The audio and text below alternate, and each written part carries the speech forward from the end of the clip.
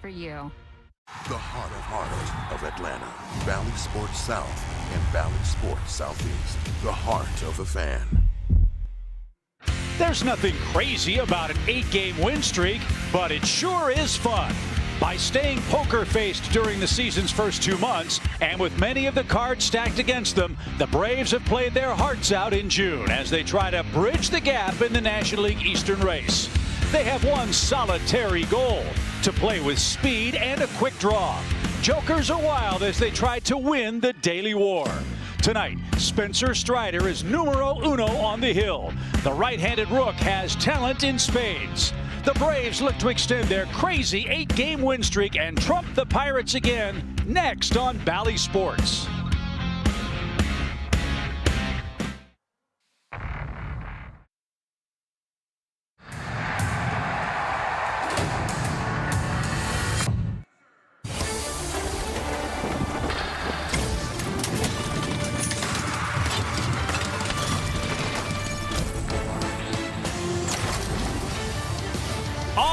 Lead to Truist Park for world champion Atlanta Braves baseball. Yes, indeed, the Braves presented by Truist, and boy, the Braves are rolling an 8-game win streak. They try to keep that rolling as they host the Pittsburgh Pirates in Game 2 of this 4-game set. Atlanta's offense is clicking on all cylinders. The bullpen has been terrific, and yes, Ronald is back in the lineup again and playing right field here tonight. Hi again, friends. Chip Carey, Paul Burton, Nick Green with us tonight for Game 2 of the series. Everything went great for Atlanta last night. Max Fried a winner, 3-1 the final score. And tonight, Paul Burt, a first for Spencer Strider, his first home start. What's the rookie right-hander have in store for us tonight? I'm excited to see him pitch at home, and let me tell you, he can be your Huckleberry.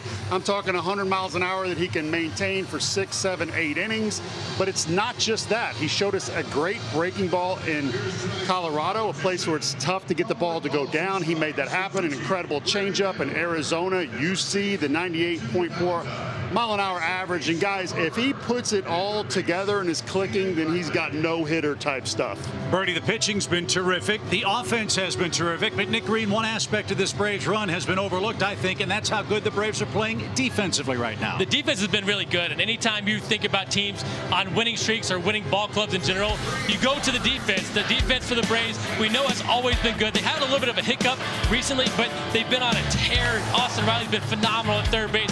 Matt Olson's made some nice plays. Dansby Swanson in the middle of the field, and Michael Harris has made a huge impact in center field, covering all gaps. This defense has been really good, allowing the pitching staff to throw to contact and trusting that defense. These close games are won because of the defense. Well, the hometown club has been playing great. We'll see if they can make it 9 wins in a row as they host the Pirates in Game 2.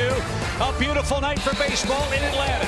You know what it is. It's the Friday Night Showdown. The Braves and Pirates get things started on Bally Sports right after this.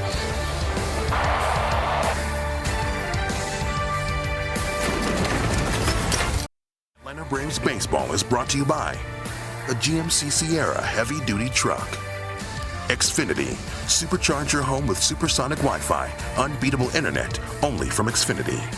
And by Synovus, the bank that helps you get there. We are just about ready to go for Game 2. Spencer Strider starting a game on his home mound for the first time for the Braves tonight. And this is the Pittsburgh lineup he will face. The Pirates are 24-31 under their skipper, Derek Shelton. This is an offensively challenged club. The Pirates had a decent night at the plate last night. Actually out-hit the Braves, but managed only 1 run. As Max Fried was really, really good, as was the Atlanta bullpen. And we'll see what Strider has in store, guys. He looked very good at times against the Colorado Rockies. We know about the big fastball. You heard what Peter Moylan said, Bertie, a moment ago. Economy will be important for the young Braves right-hander tonight.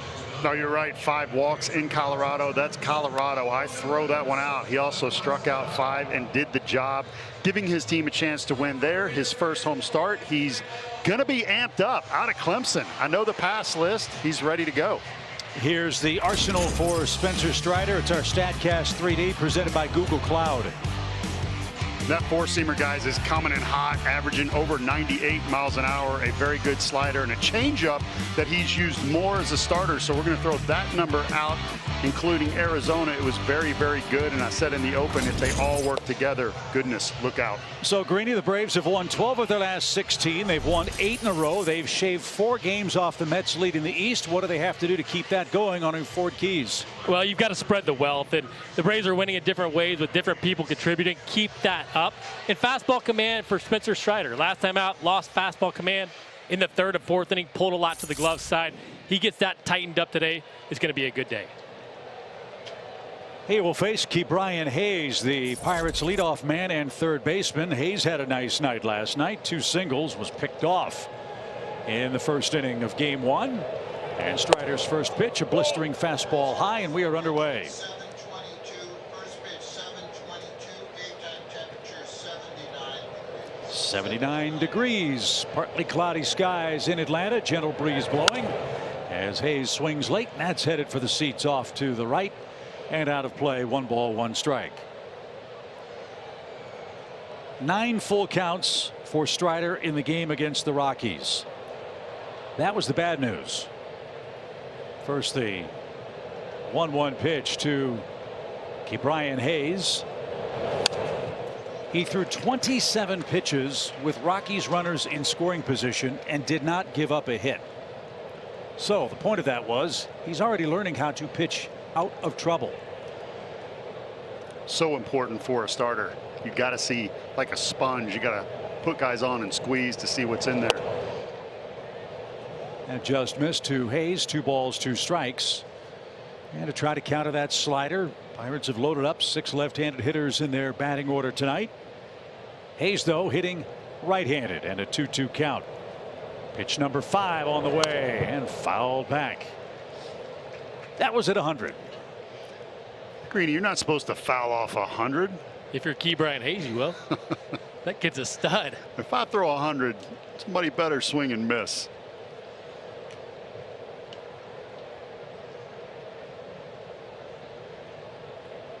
Another 2-2 pitch. Oh, Spencer wanted that. Larry Vanover said it was off the plate. That was close. When I mentioned fastball command, this is what I want to see too. Being able to hit spots. Yes, he's going to elevate and be aggressive at the top of the zone, but if he can hit corners, he's dynamic. So his first full count, and Hayes not going quietly. He will see an 8th pitch. And a great catch down the right field line. A fan from Albany, Georgia, made the grab. Way to go, kid. Let's get her a contract. 3-2 pitch. So right out of the chute, talking about economy, Ke'Bryan Hayes not going quietly.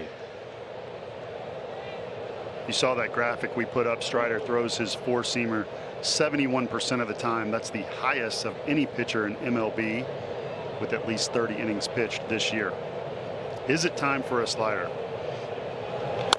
It's time for a ground ball to Ozzie. He'll handle that. Long sequence. Hayes retired. And there's the first out for Spencer Strider tonight. Well, Greeny, if they're fouling off 99 or 100, you're just going to turn it up to 101. And hit corners. There you go. I'm in on that too. Notice he didn't throw a changeup in that sequence. That might be an ace in the hole, if you will, for Strider. 2nd time through the order. As Derek Shelton looking on.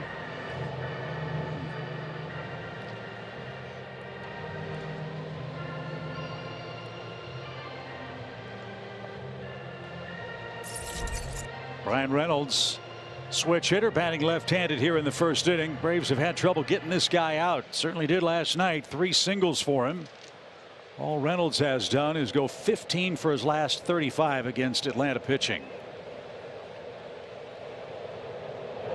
And he rolls over the first one. That's grounded foul. Strike 1. Hayes and Reynolds, cornerstones for the Pirates' rebuilding effort. They went 61 and 101 last year.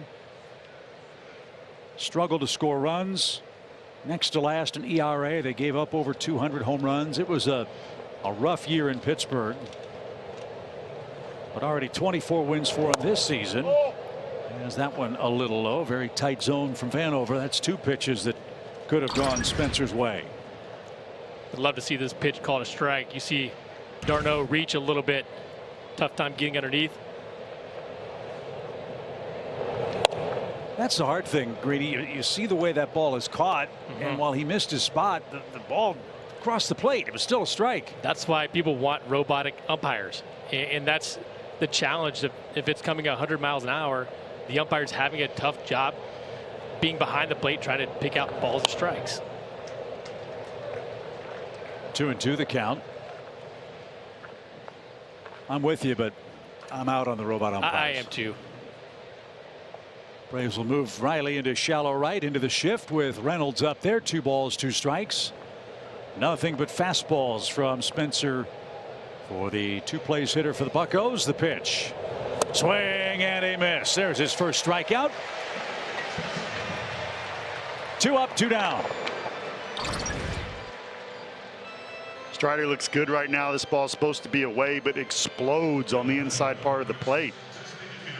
Well, that's good to see too, because his last outing, he had 8 swings and misses, all on the slider, none on the fastball. Love it. Video's one thing, Greedy, I'm sure, but what can prepare you for 100 when you see it for the first time? It's tough because you don't know how the spin is. You don't know if it's going to ride through the zone. You don't know if he's going to drop a little bit more than you expect. Is it going to be an easy 100 that you pick up, or is it going to be hard to hit? I think with Strider, I just love the way that he throws through the mitt. He's got a purpose with every pitch, and he's getting better locating side to side. When he pitches up at the top of the zone, he's lights out too if he's able to locate up top. Daniel Vogelbach got the breaking ball. He's quickly behind 0-2. And you look at Spencer, he's not a physically imposing man. He's not a big burly dude, but he is big time strong. Look at that lower half. That's where he generates all that velocity. He's way ahead of Vogelbach. And a defensive swing keeps the at bat alive. Greeny, we were teammates here and in Boston. Yes. Is that what my quads look like in the pants? You weren't quite as intimidating as Strider. Okay. 89 was not 100. You can see where the power comes from. He presets his foot, gets everything out of that frame. And strike 3 freezes Vogelbach up and out of the zone, and Vogelbach's turn to complain. 2 strikeouts for Spencer Strider. A 1-2-3 first. His first home start has started well. Here come the Braves. Top of the first inning, a couple of strikeouts for Spencer Strider. Now Ronald Acuna Jr. and the boys will pick up their war clubs and go to work here in the bottom of the first inning. That's your Toyota starting lineup. William Contreras is the DH for Brian Snitker tonight. Travis d'Arnaud in harness. Michael Harris doing a great job at the bottom of the order, along with Adam Duvall, as the Braves take aim at a very promising 22-year-old right-hander for the Pittsburgh Pirates. This is Roansy Contreras, a former Yankees farmhand, and in his last 4 starts, guys, he's been awfully impressive. Right on, Chip, and he is their best starter, so you're going to see a lot of velocity tonight. Contreras also gets it up into that upper 90s. He may sit 96, but still has the fuel behind it. Heavy on the slider, tries to get the ball on the ground, has a curve and change, but primarily the big heater. So you figure the starter has the big advantage the first time through the order. We'll see if Ronald Acuna Jr. can spoil that. Ronald's playing his 7th consecutive game in the outfield tonight. That's noteworthy. The so-called Acuna rules seemingly going by the wayside here as he feels great, he's performing great, and all those ancillary muscles are starting to get into baseball shape. So let's see what he has in store for us tonight. As the first from Contreras is outside, ball 1. Ronald 0 for 2 last night. He scored a run. And that one scorched toward right center field. That ball is off the wall. Reynolds, nice play to play it cleanly. Ronald hustling in. He's got a diving double.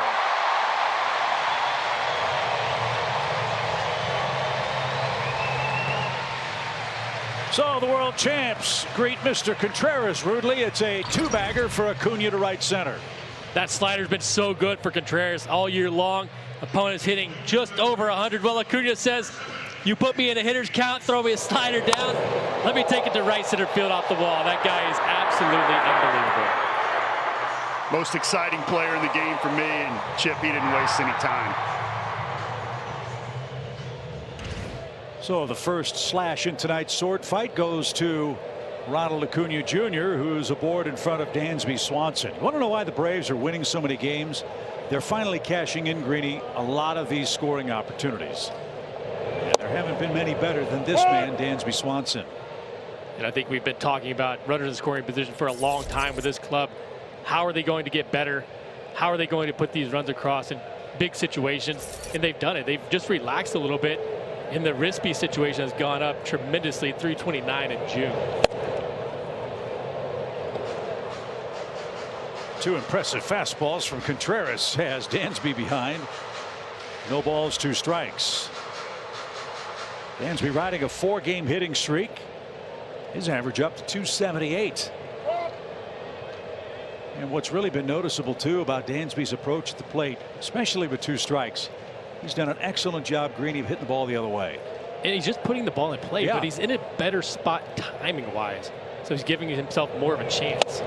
Not this time, though. He chased 3 pitches and is strikeout victim number 1. Austin Riley, the hitter.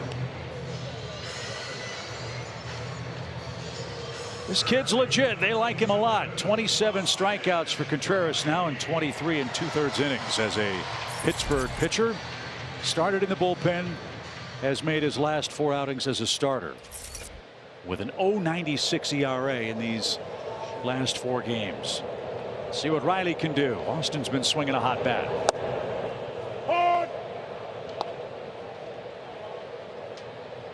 Good slider on the outside corner. We talked about the curve and the change, his 2 best. Obviously the fastball and that slider 85 you saw, very crisp late movement.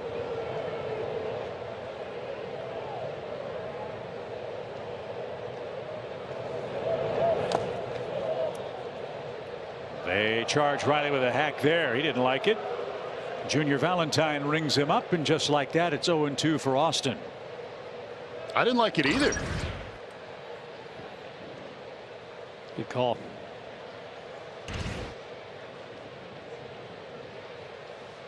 So Riley's got some work to do with Acuna at second. 1 out.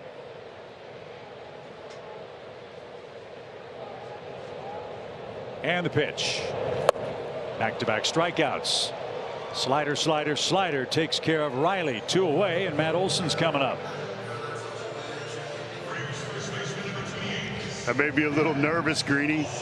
That slider was so good, and Riley sees breaking balls well. You've got to get it up, though. If you don't get it up, it's a swing and miss pitch.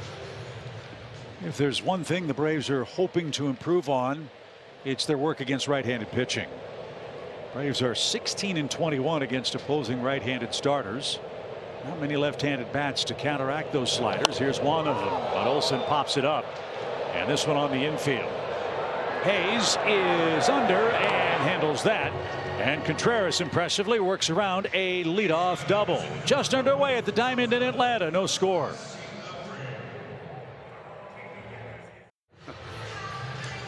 Everybody in Atlanta wants to look like Spencer Strider. Can't blame them. Strikeouts are even. Game is even. No score. Each starter with 2 punch outs. Spencer Strider, our Coors Light beating the pressure feature, and the pressure hasn't gotten to the Atlanta starters on this homestand. Starters have been fantastic. They were great on the road, and the homestand they've gotten even better. I love the whip right there, not walking anybody and making quality pitches. Good things happen, Chip. I think that'd be a great giveaway, don't you guys? Spencer Strider mustache night. I've never seen somebody try to make a mustache out of tape, but I kind of like it. Well, don't you know duct tape serves every possible purpose? I guess you have a point. So there in the spirit of things as Michael Chavis, the Atlanta kid, digs in. 7th game he's batted cleanup for the Pirates. He's got 5 homers, 18 ribbies, and tried to add to those totals and was a little bit late. Chavis had a hit last night, the pride of Sprayberry High School. Grew up a big Chipper Jones fan.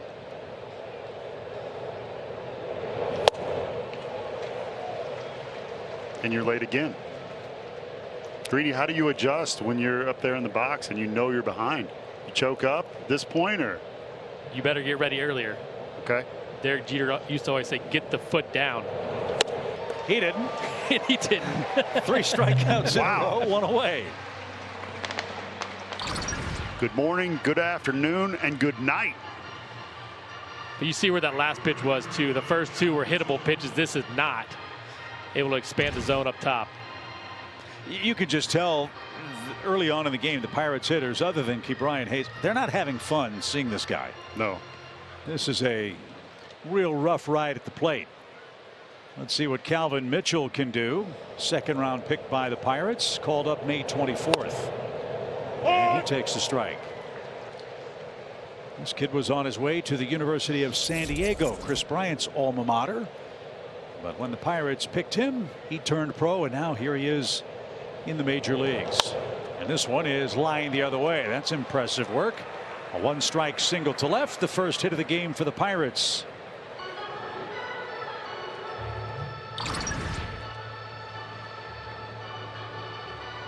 Nice piece pitch. of hitting, yeah. Mm-hmm. Not bad at the pitch. This is a good piece of hitting. So Mitchell's aboard for Tucupita Marcano, named for the town in which he was born. In Venezuela. It's in the northeastern part of the country along the Orinoco River. Runner at first with 1 out. The pitch. Swing and a miss. What would your name be, Chip? Chattahoochee. Ah, that's pretty catchy. Well, we're close Chattahoochee Carey. All right. close to the Chattahoochee. That's the first thing that came to mind. You want to take that back? No, I'll stick Okay. with it. How about you? First the 0-1 pitch. In a scoreless 2nd inning, and fouled back. I haven't had long enough to think of a good name, so I'll take whatever you guys give me. Well, what would it be? Where were you born? Pensacola. There you go. I'd be Louisville Bird. All right. It's a good baseball name. I'm going with it. 2 strikes for Tucupita Marcano. Shift on for him. The pitch. I'm a little surprised that the Braves are shifting as hard as Strider throws. If a batter's late, almost by accident, he's going to hit the ball the other way. See how it works out. I agree with you. And guys, in case you're new to baseball and don't know Nick Green that well, we have a defensive savant in the booth with us tonight. So I'm looking forward to hearing your thoughts on different plays and angles. And I'm not sure I would say savant, but thank you. I do enjoy defense. 1-2 pitch. Smoked and past Ozzie. He beat the shift, and Mitchell's going to try to go first to third. Acuna's throw is off target. Runner moves to 2nd. Bad decision. And Pittsburgh has 2nd and 3rd with 1 out. If Arnold had that to do again, he concedes 3rd base. I think the biggest thing with that too is if he throws it low, you're going to be okay. But he throws it too high in too much arm side, at least give somebody a shot to cut that off. the reason that baseball was pulled is it was a slider. You talked earlier about pitching out of jams, Chip. Here's another chance right out of the gate, 2nd inning. Let's see what you got, Spencer Strider. Travis Swaggerty, the hitter, 2nd and 3rd, 1 out. Popped it up. Harris coming on. Duvall coming on. Harris makes the catch. Runners will not advance. 2 outs.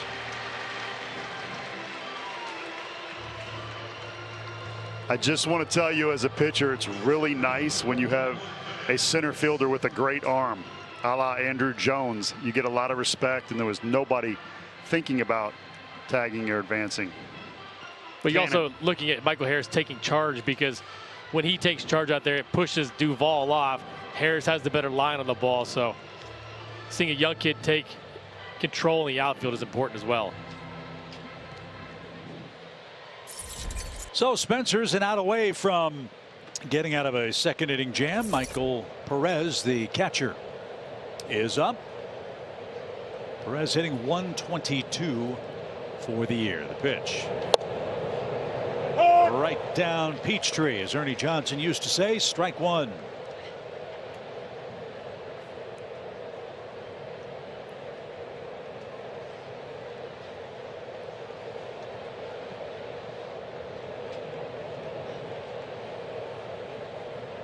Two on, two out in the second, and Strider just keeps on humming. 97 right on by. 0-2.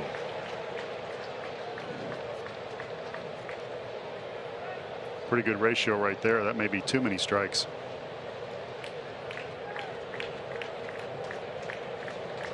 Two on, two out, two strikes. Second inning. Deuces are wild here in Atlanta.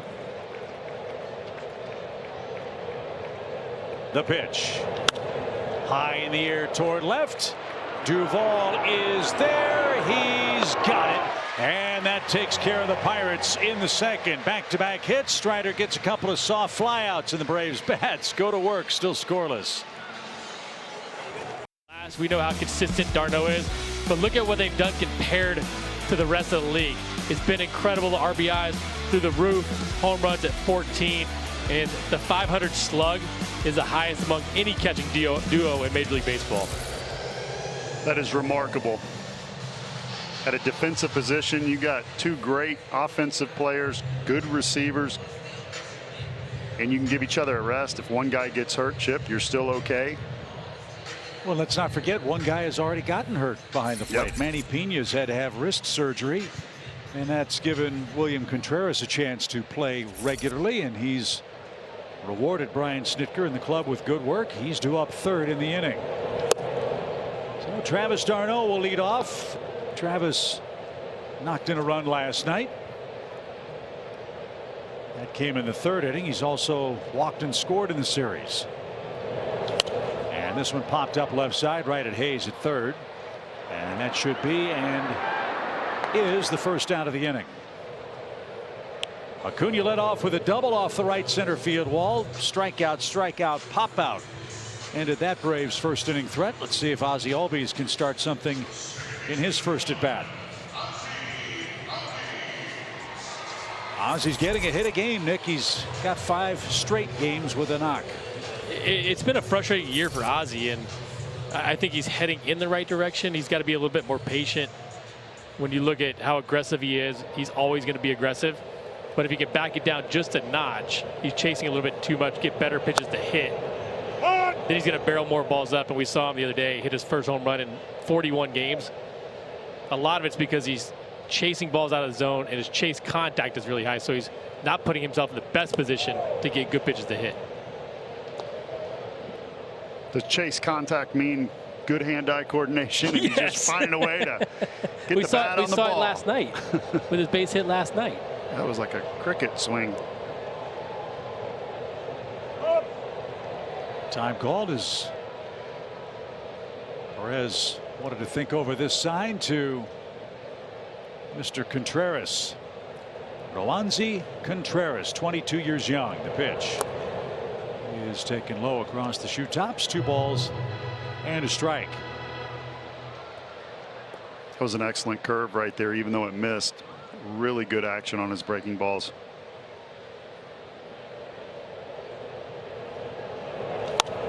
Another pop up. This one off to the left. And a fan from Ellijay, Georgia, is going to make that play.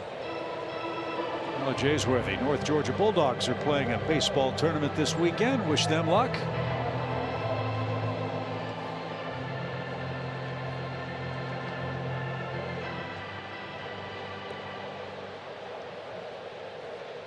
The Goldmine World Series in Ellijay this weekend. The 2-ball, 2-strike pitch. Lined into center, but right at Reynolds. And that's out number 2. What contact the Braves are getting isn't real hard right now, other than Acuna's double. 2 outs. I think the biggest key right now is to see some pitches. Come back to the dugout, talk about how the ball's moving, how it's coming out of his hand. We saw this the other day when the Braves hadn't seen Jared Koenig in Oakland. First time through, dominate. After that, the Braves really found their groove. Contreras riding a 5-game hitting streak, a homer, 3 RBIs in that span. And that's way high from the former Yankee farmhand. They got him with 3 other players for Jameson Taillon. So for all the Pittsburgh faithful who've been so disappointed with all the players they've traded away, well, some of those youngsters are starting to get to the big leagues. My money's on Contreras on this at bat. We wondered the other day about the Smith versus Smith matchups. Will Smith has faced 4 men in his career with the last name of Smith. You're right, it's Contreras versus Contreras here in the second. 2 balls, no strikes.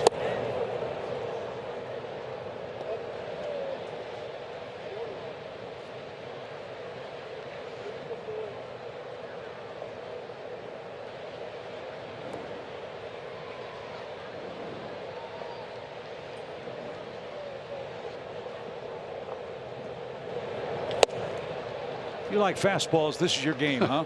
You're not kidding. And both of these guys like to pitch up with the fastball. They've got plenty of velocity. It's tough to get on top. So the 2-2 pitch is caught on and missed. And that's the 3rd strikeout for Contreras. He has his first perfect inning. 9-1-2 for the Pirates coming up in a scoreless 3rd. Spencer Strider back out on the mound, making his 3rd start of the season and first one here in front of his home fans.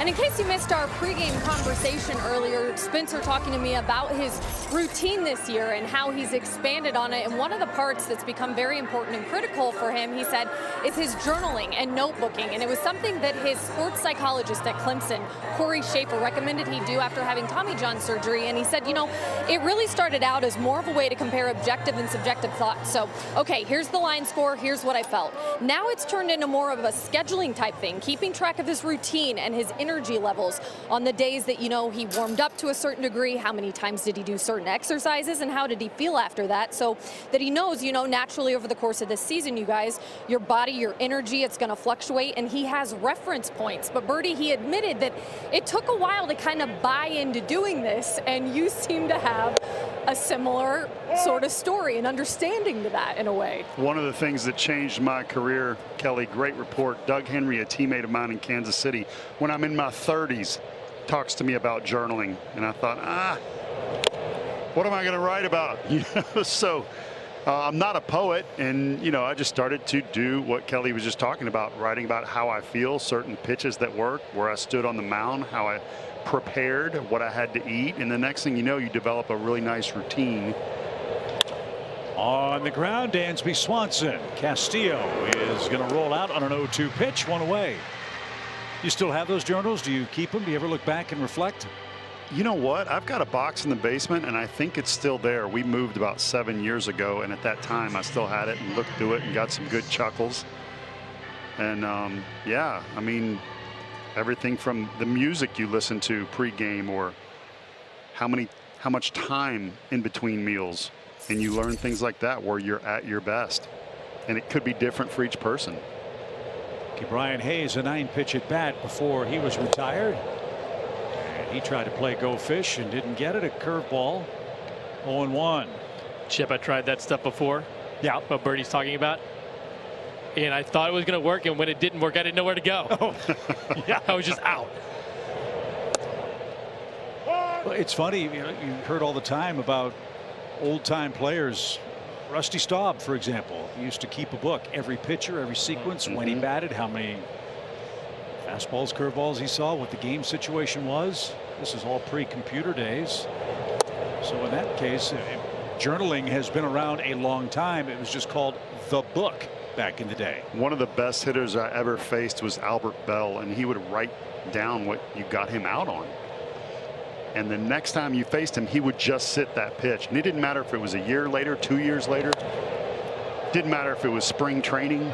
So I got him out one time with a slider in spring training. I'm facing him with Philly, and it's 3-1. And I'm like, no chance he's looking for a slider. I throw it, he comes out of his shoes and crushes it after taking 4 pitches. And I thought, wow, that was spring training. I didn't know that counted to go in the book.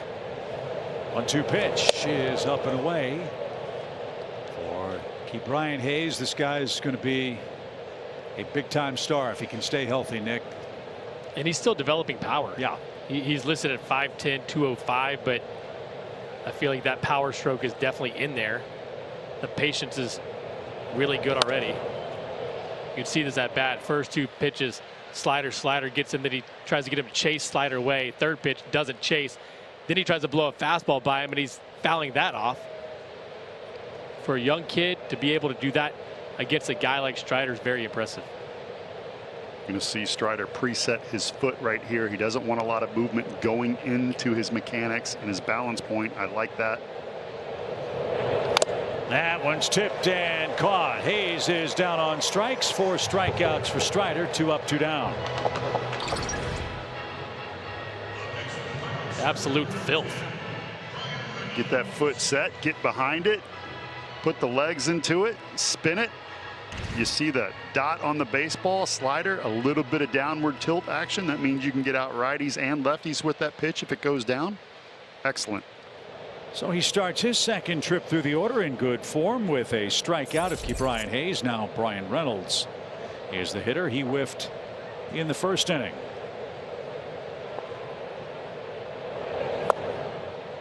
That's over but low. 1 ball, no strikes. Braves begin play tonight 6.5 games behind the Mets. They've picked up 4 games in the standings during this hot streak. And with 15 games left head-to-head with New York. The Mets in LA to take on the Angels tonight. Braves continue to trend in the right direction as far as the divisional race is concerned. 2 balls, no strikes from Spencer Strider. And here we go. There's a changeup. Ho hum at 90. No big deal. Painted. So I was talking to Max the other day, and I said, did you set out to throw more changeups this year? He said, nah, I'll just throw it when I need it. I'm like, oh yeah, sure. Yeah. I've got a tremendous, 95th percentile out pitch that I'll just play with when I feel like it. When I feel like it's a good pitch, I'll throw it. Well, Max was brilliant out in Colorado. I think by his own estimation, had to work hard last night. But only 1 run in 6 innings, no walks. As he won his 6th straight decision. This one dribbled toward Dansby. Barehand play. He made it. Wow. I think Dansby might have said let it go. Strider was reaching down, and Dansby got a great read, charged the ball, and threw a perfect strike to get a fast runner. 3 up, 3 down for the Pirates in the 3rd. Spencer's fired up. No score in game 2.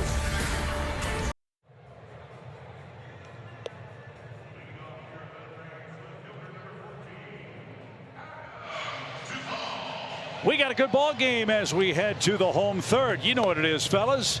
It's the Friday night showdown. The Pirates and Braves from Truist Park. It's presented by Kaiser Permanente. Yes, all-star balloting has begun. Round 1.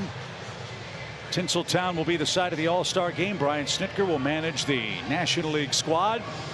And I love the movie posters trying to publicize the great Braves feats. Hope you'll vote early and often, up to 5 times per game, or per day I should say, on MLB.com. Here's Adam Duvall. Adam is over the Mendoza line at 207.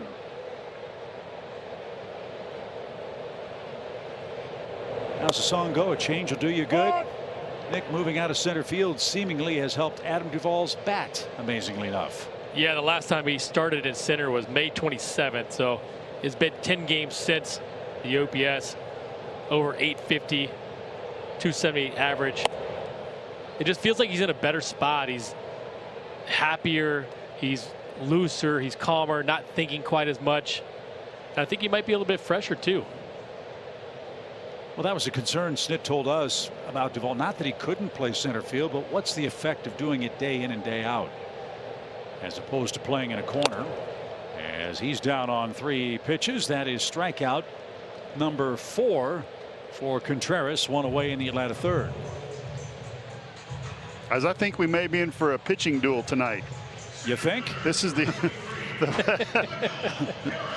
2 best fastballs I've seen combined as far as velocity, and then that's the best slider I've seen all year. And Spencer Strider looks fantastic, so no guarantees, but this may go quick.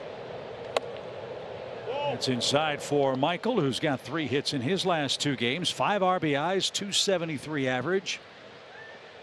This young man seemingly has it figured out defensively, and offensively he's figuring it out too, Nick. A subtle adjustment has really paid off for him at the plate.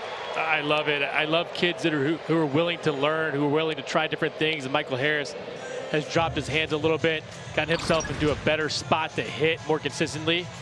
And he's so free. When he's getting good pitches to hit right now, he's barreling them up, not just to left field, but to right side as well. Take a look at this.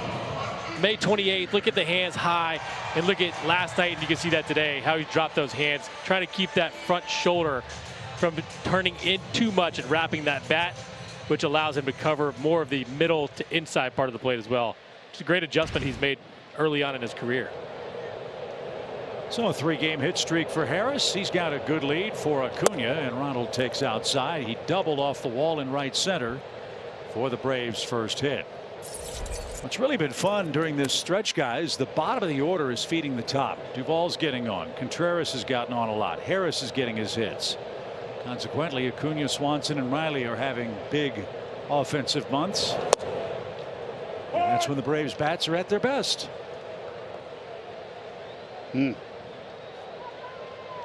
Shout out to Kevin Seitzer as well, who made that adjustment in Harris's swing. They were doing a little drill in the batting cage, and he just wanted to get his hands going quicker.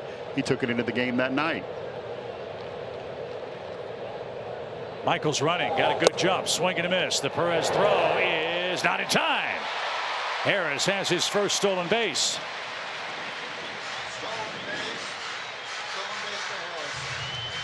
Let's see if the Pirates take a peek at this bang bang play at second. And that wasn't an unbelievable jump. Just good speed. A lot of people have asked me what he brings to the lineup at the bottom. He's essentially a second leadoff hitter that you can let stay down there, not put too much pressure on him. And then when you have guys on base for guys like Acuna at the top, Swanson at the top, that's what you want. Harris is trying to steal third. This ball hit on the ground is short. Long throw, loopy throw, and Ronald beat it.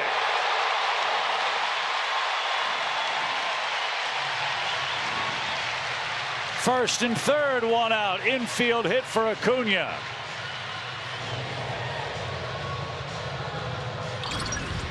In the stolen base attempt, pulls Ke'Bryan Hayes away. Probably could have made this play. It forces the shortstop Castillo to make the play. And no shot with Acuna running down the line.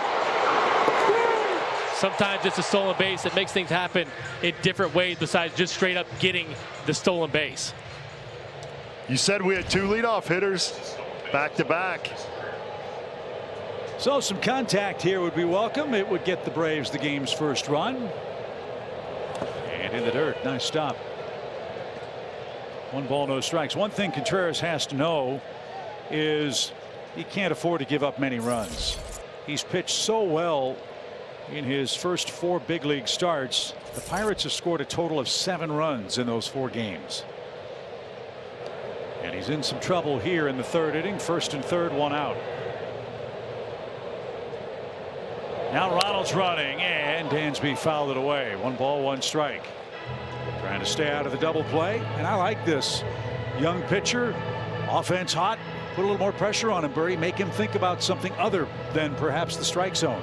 You're right on. And if you're not pausing, you're coming into a routine of coming set and being at a 1.5 second count. They're going to go.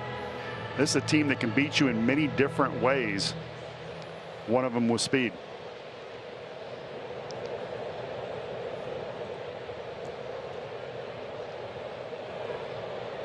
So Dansby digs back in. 1 ball, 1 strike. Braves with 3 hits. Pittsburgh 2. And Contreras checks, pauses. Ronald runs again. Swing and a miss. The throw is going to be in time. They call Acuna out. He looks like he got the hand in, and maybe he's banged up. I thought he beat it. Acuna was pointing to the dugout. Looked like he got the hand in between the feet on the base. But he's rung up by Sean Barber for the moment. Let's see if the Braves challenge this. See if Marcano blocked the base. Yes, he did. Well, you know how you fix that? Slide Yes. feet first. Yep. Won't do it again. Caught stealing 2-4 against Acuna. So that hurts. That's the second out. Dansby down to his last strike.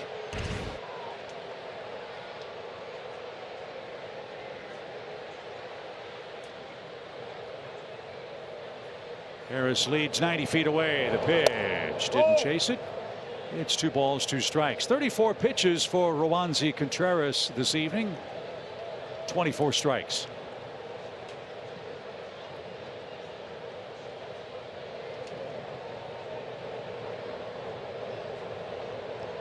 Swanson's been so good with 2 outs and runners in scoring position as he again faces a deuces wild spot. That's off the netting, and that'll ricochet into the seats. That's the pitch you want back too. Missed a fastball away, the first strike. But he can drive to right center. This one with 2 strikes. The ball he can drive to the right center field gap. 2 of the Braves runs came with 2 outs last night. Dansby has 18 ribbies with 2 strikes this year. That's second to Paul Goldschmidt of the Cardinals in our league. And he's worked it full with Austin Riley waiting on deck. That was a big take right there. It tells me they're picking up on his slider a little bit.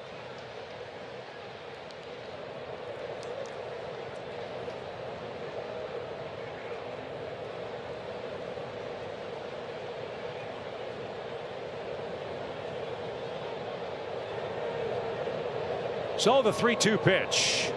Swing and a drive down the left field line. Did he keep it fair? Yeah! 2-0.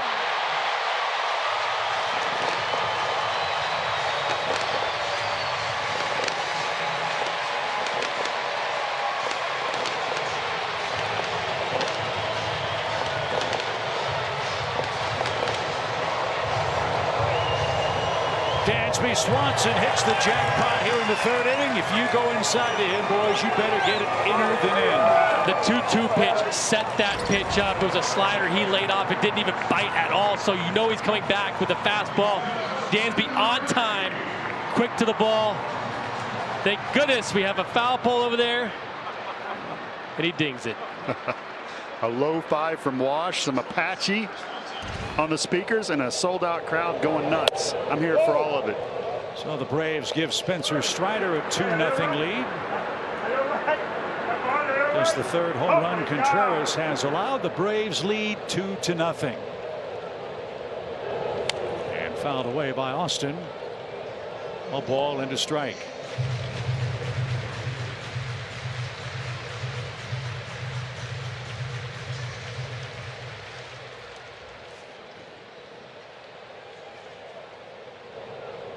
Braves have scored 264 runs this year. 115 of them have come with 2 outs. That is awesome production.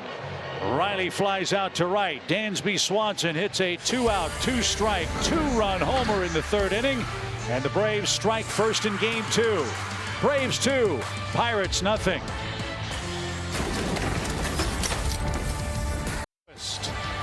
Great start tonight. Spencer Strider 4 strikeouts through 3 innings. Dansby Swanson a 2-strike 2-out 2-run homer. And the Braves have scored first, trying to win their 9th consecutive game. For Dansby Swanson, his 7th home run of the season. He's now knocked in 3 against the Pirates. in this series, and he killed them last year. 3 homers, 12 hits head to head with Pittsburgh. So Spencer Strider has his lead. And Greeny, Dansby killed him on that barehanded play to end the inning. I know you like that. I love all defense with Dansby and Riley as well, but I'm all in on the offense home runs too. What's that saying? Make a great play, come up.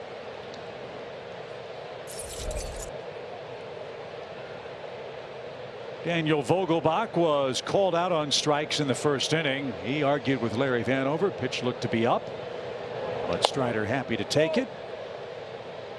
2 balls, no strikes.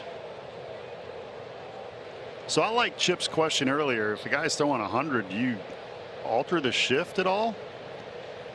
It's questionable. I mean, you know, we've seen a ball already pulled to the right side from a left-handed hitter on a ball up. Now, if Strider is going to throw down in the zone with a fastball, I think they're more likely to hit the ball the other way.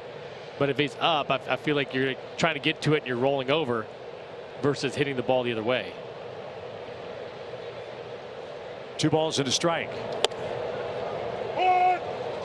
97 right on by Vogelbach. Now an even count. And now they're making another adjustment. 2 strikes. Yeah, Austin Riley runs the Peachtree Road Race about every homestand. Shifting from third to shallow right and back. Now he's in position. The 2-2. Swing and a miss. Explosive slider. 5 strikeouts, 1 away.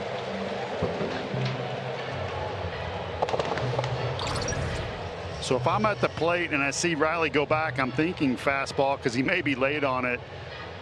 Spencer with the slider down and in that absolutely disappeared, almost unhittable.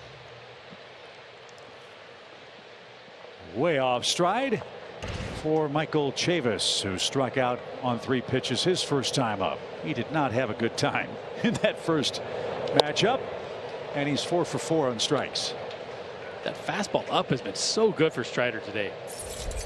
Not to mention he's got a wipeout slider whenever he wants. He's thrown a couple of changeups in the game. So he's had that pitch working. But right now, why change a thing, Bernie? I agree. And you know what? Pittsburgh has 6 lefties, a switch hitter in there. So guys up to the left side of the plate, there's going to be 6 out of the 9. But Strider's fastball is more effective against lefties. They hit 170 on it coming in tonight. Right-handers 206. That's popped up right side into the third deck here at Truist Park. Fan from Woodville, Mississippi, made that catch. Yeah, fans all across the Southeast here in town this weekend. Beautiful weather, and the Braves on a roll. No balls, 2 strikes.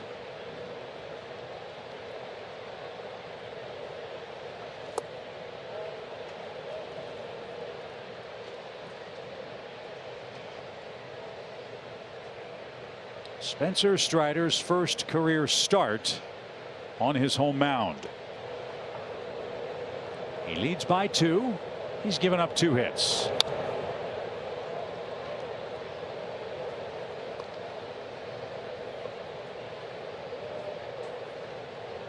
Yeah, I think something that's so impressive with Strider is he knows that he's typically going to work 2 pitches, right? Fastball, slider, fastball change, which he did the first time. But he attacks with the fastball early to establish it. And that second time through the order, it's like, oh gosh, he's got a great slider too. Out of play to the right. Well, look, you guys know, you played here. You've heard Leo Mazzoni say it. Bertie, he said it to you a million times. Best pitch in the game, a well-placed fastball. He's done that tonight. 57 pitches, 44 strikes. Leo would start all of our meetings by saying, go strike 1 to make these things work. In other words, if you're behind in the count, a lot of the scouting report I'm going to tell you is not going to work. So it's kind of like your mom, Chip. When I played places afterwards, I would hear that go off in my head when I looked over a scouting report. So Leo, if you're listening, shout out to you, buddy. I never forgot that saying.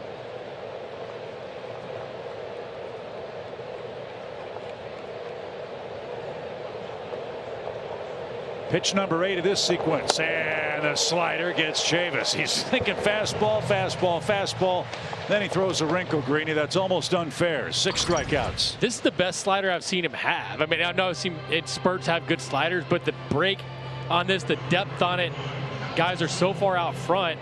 But even if you stay back, it's going to be hard because of the depth on the slider. If he's setting it up top with a fastball, slider down, it's tough to cover top and bottom of the zone. And to your point about getting ahead, guys, he's faced 13 hitters. He's gotten to strike 2 on 11 of them.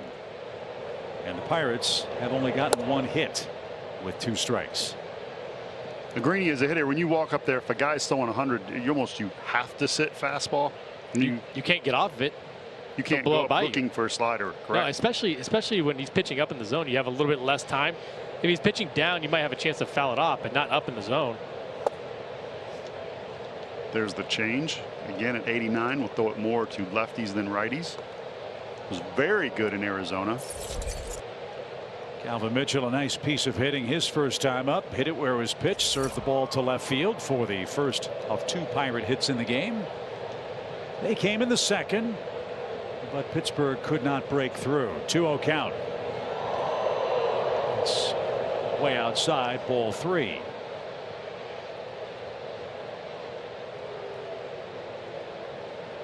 Again, Mitchell getting a chance to play. Swaggerty getting a chance to play.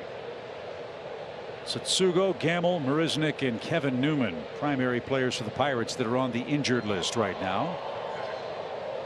So they brought some of these youngsters to the big leagues a little earlier than perhaps they would have liked, but they needed them, especially in the outfield. I'm actually shocked they haven't brought up O'Neal Cruz.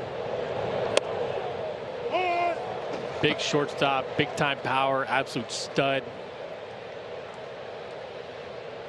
Oh, Strider almost hit Blooper up in the stands, and then he paints the corner with the next one. 3-1, and he lost Calvin Mitchell, and he's aboard with 2 outs. Now he shook his head a little bit on a slider. That last strikeout, that's possible blister right there. Something could be bothering him.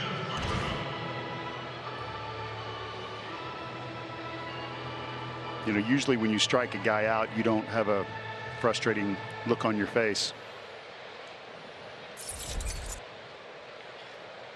So here is Tucupita Marcano with a man aboard, 2 outs. Strider back to the stretch, and the pitch. Got him back on the beam. No balls and a strike. It's one thing to pitch in Colorado where it's dry. Here in Atlanta, 79 degrees and humid. He's worked up a lather on the mound. The pitch is out of play, and he's way ahead of Marcano as that foul ball is dropped by a fan from Decatur again.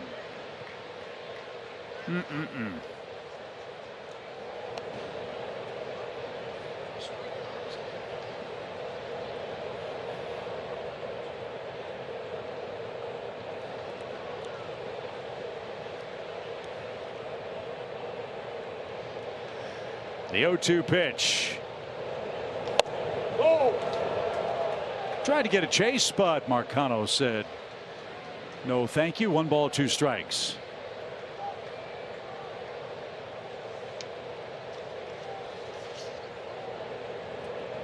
Strider's strikeout high is 8. It came on May 6th.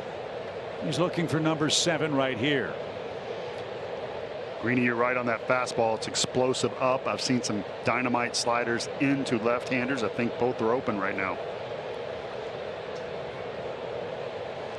Spencer comes set, shift on. Runner takes off. Strider never saw it, and luckily the pitch was fouled away. Mitchell got a gigantic jump, and with 2 strikes, I guess Marcano had to protect the plate.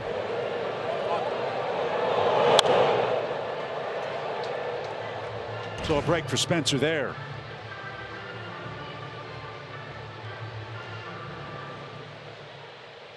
Nothing but fastballs for Tucupita Marcano. Strider is about to make his 69th pitch.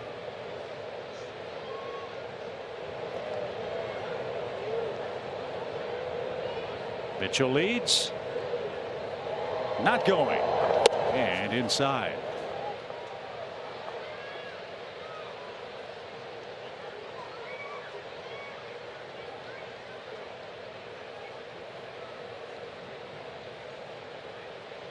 The longest Strider has pitched in a game for the Braves is 4 1/3 innings. That was in Arizona. 72 pitches. He's about to make number 70. He's got to go 5 with this lead to qualify for his second win and his first as a starter on his home mound. He leads by 2. A Dansby Swanson home run in the 3rd inning. If you're just joining us,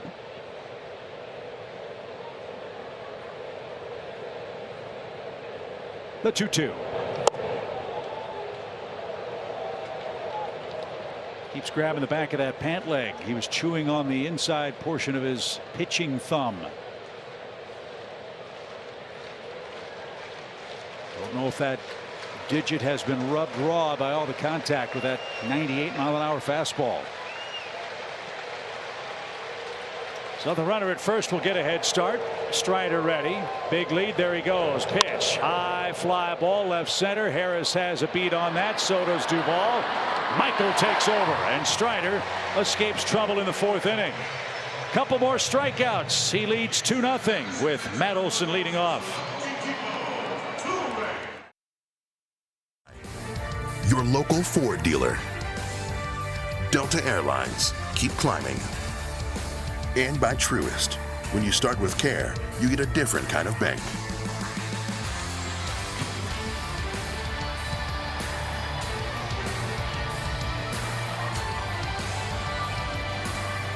Dansby's home run, the difference in the game as the Braves come back in the home 4th inning with the heart of the order. Olson, d'Arnaud, and Ozzie Albies here in game 2. Packed house. We had the attendance just about right on the button last night. Another sellout here at Truist Park. So over 39,000 greet the Braves and Buccos. Any guesses tonight from you two about crowd count? Well, there's more tonight, Chip. So I'm assuming you want to go last. Of course. Winner goes last, right? Greatest opportunity percentage to win. But I'm going to accept the challenge and go first. And the correct answer is 40,720. Matt Olson 0 for 1. Grounds that one foul. It's 0-2. Greeny, what do you think? Well, I was going to go 40,500. Can I still do that? Do whatever you want. Okay. Yeah, do but that. Yeah. I don't know if that's the smartest inside 40,700, but yeah. Rolled foul. Howell, our stat man, Dr. No. No with a K, of course. He's guessing. Wow, he's optimistic. 41,610. That's a big number. The pitch is a little upstairs. We'll ask our great producer Gretchen Caney for the Trucks guess tonight.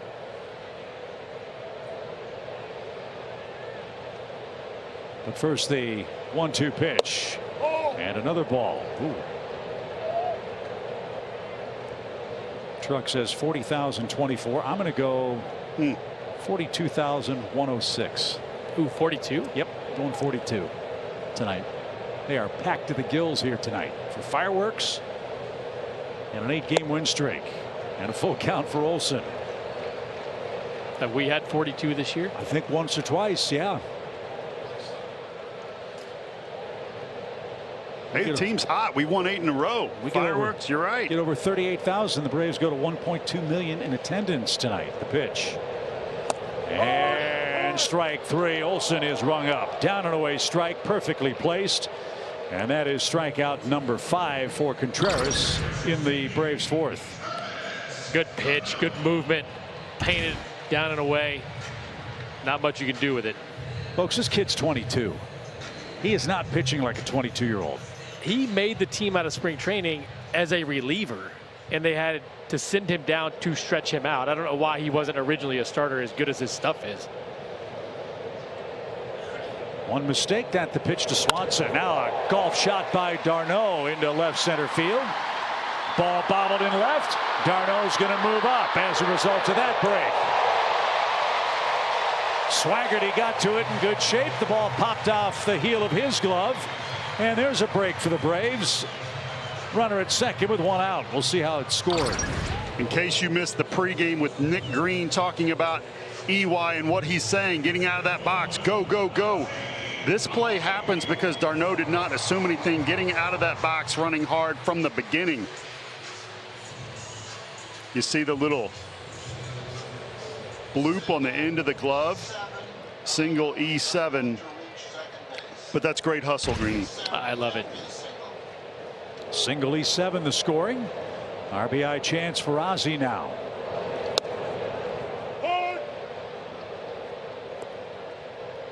I loved your segment about base running with EY and Wash. It was phenomenal.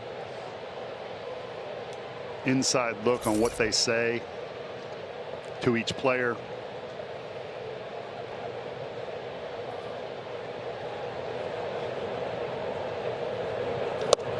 Oh, 2. Wow. That error by Swaggerty stops a 41 1/3 inning errorless streak for the Pirates, who've done a good job defensively. That's only their 41st error of the season. Got to cash it in.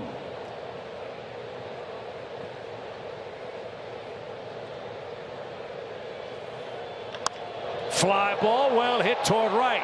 Mitchell going back. He turns. That ball is off the wall. Late break Darno. He's going to come around and score. Ozzie with a double. It's 3-0.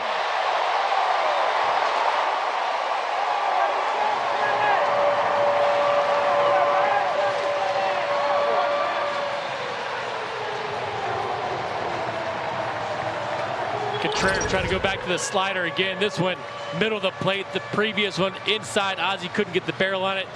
A beautiful swing off the wall, and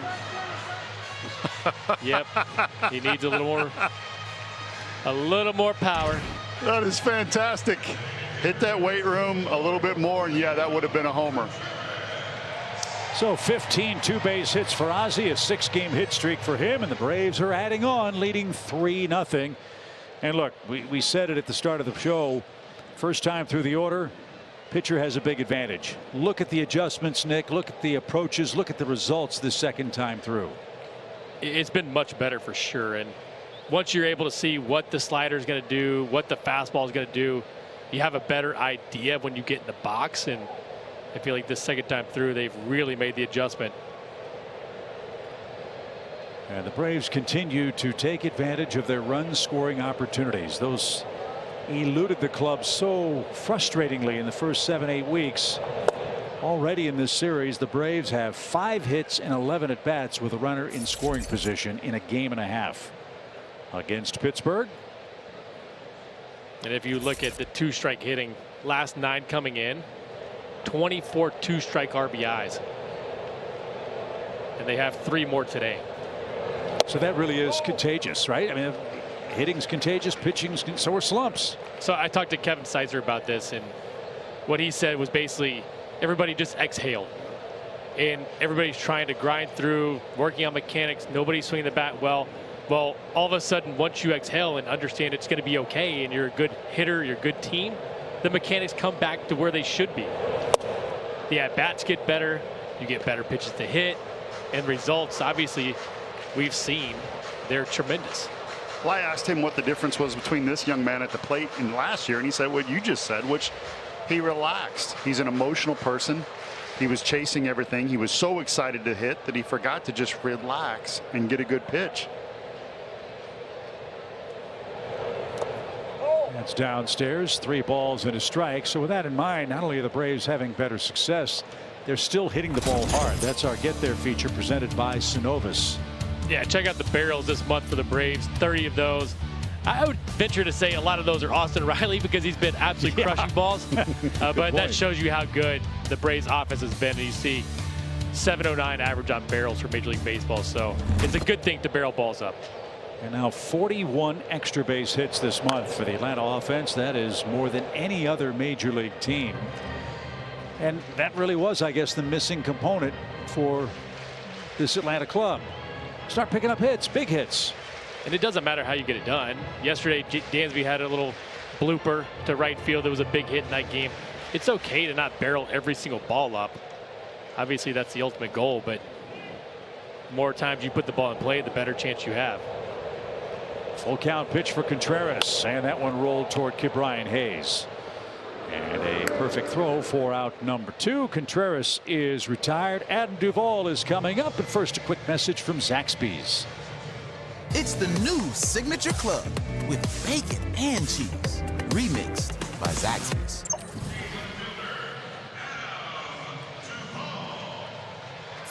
Let's see what Adam can do in his second visit with Mr. Contreras,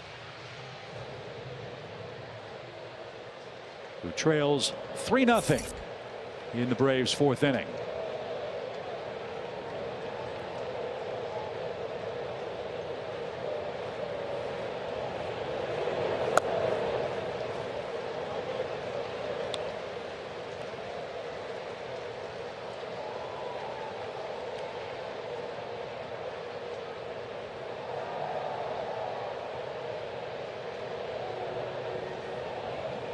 Outfield straightaway, deep for Duvall. Ozzie a good lead at second with 2 men down. The pitch. Oh, what a cut. Wants that one back. Center cut at 96.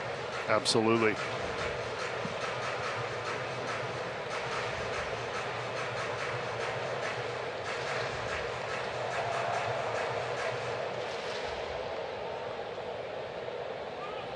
Eric Shelton's Pirates came to town playing good ball. They'd won 8 out of 14 games, including a sweep in LA against the Dodgers. They lost 3-1 last night. They're down 3-0 tonight. The pitch. Duvall chased that. It's strike 2.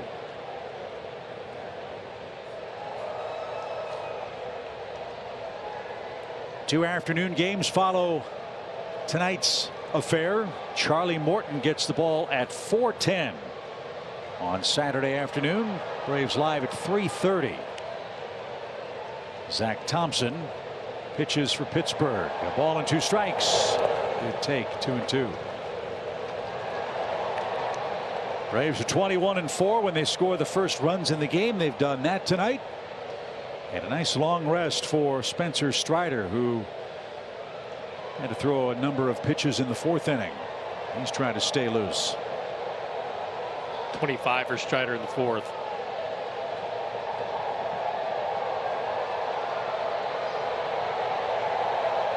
The 2-2 and a swing and a miss that will retire the side. A single, an error, an Ozzie double extends the Braves lead as we head to the 5th inning in Game 2. Night Showdown, presented by Kaiser Permanente. Spencer Strider's on a roll. He enjoys a 3-0 lead after 4 innings in Atlanta tonight. Look at that beautiful sunset behind us here at Truist Park.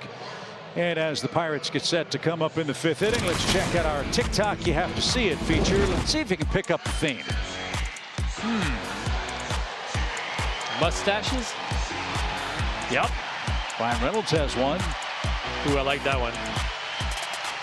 Those are the best. That one's pretty good.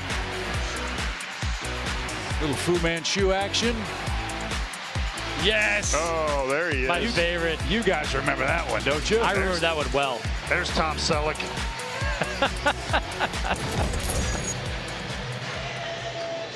I don't think he's ever going to grow that back. We keep asking him. Why tempt fate? Everything's going great without the chin whiskers. True. For Brian Snitker. Tell you what, he has a better mustache than the 2 of you guys could grow. I know that. Greeny. I don't know. I don't. That sounded like a challenge to me, I Bertie. mean, now I may have to do that. Goodness. So, mustaches aside, Spencer Strider looking good, Paul. A little bit of a concern, I guess, when he went off after his 4th inning. He kept looking down at his thumb and was talking to the Braves training staff about that. What could be problematic for Spencer as he gets set for the 5th tonight? Yeah, you have a number of things going on here. Number one, he's come from Colorado where the air is thin, and so you're going to get a much better tact here, sweat, grip, moisture in the air. I don't think he has a blister, because if you have a hard blister on the inside of that thumb, you're not going to be throwing the baseball. You can't. So it looks like he's having trouble with his tact, which means you could have put too much rosin on. Next thing you know, you have where it's kind of caked on your hands and you have to get some of it off of there, and sometimes they can use alcohol and do that. And then you start all over with the right kind of tact and feel. But you know, each pitcher is different, and you really feel that when you spin the ball on your breaking balls. Not so much the fastball, because it's not a pitch that you torque with your wrist, but it's very important that you get a good tact and feel on your sliders and curves. No balls and a strike for Travis Swaggerty. Picked up his first big league hit here last night. And that's taken low. Paul, you bring up an interesting point. I always thought that alcohol added to being tacky. At least that's what I've heard. It's pretty good. It's medium. 1 ball, 1 strike. Shift on the pitch. And didn't get the high fastball. It's 1-2. Greeny, who'd you get your first hit against? Remember? Oh, yeah. Brooks Kieschnick. I remember. Brooks Kieschnick, the position player who pitched? He was a pitcher who could hit. Okay. I bring that up because you know, David Ross, his first major league homer came against Mark Grace. I mean, it's a homer. I understand that. So what was take it. What was your first hit against a guy that pitched all the time then? Ben Sheets. Oh, that's a good one. That's a real good one. Just for the record, my first game was in Milwaukee. Base hit my third at bat against Kieschnick. Okay. Line drive the other way. You would like that one. Of course. And then the next day was Ben Sheets. Punched out 18. I was 1 for 3. The only guy that did not strike out. Is that right? And then perfect game, Randy Johnson. Next 2 days later. That was a rough stretch. That was a rough stretch. That's high. Full count for Swaggerty with nobody on or out. Strider's got to get through 5 with the lead to qualify for the win. He's up to 77 pitches. He's stretched out. That's not going to be a problem. Let's see if he can finish off the Buccos left fielder. He can. Swing and a miss. That's number 7. 1 away from his big league high. And Michael Perez, the catcher's coming up. What's he doing right there? Is he tucking that gun back in the holster? 1 up, 1 down. Country music and baseball collide with the Zac Brown Band and the Braves ticket bundle for just $35. With the purchase of this special offer, you'll get a lower bowl level concert ticket to see Zac Brown Band perform here at Truist Park on Friday, June 17th, and a Braves game ticket. Lock in your seats now for the concert and Braves game at braves.com/Zac Brown Band. This is a great baseball venue.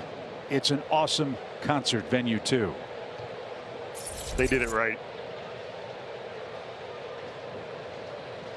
Michael Perez 0 for 1 out of Puerto Rico. The pitch.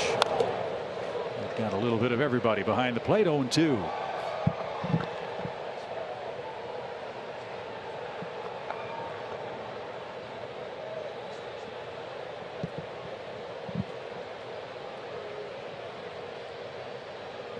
Gentle breeze continues to blow in.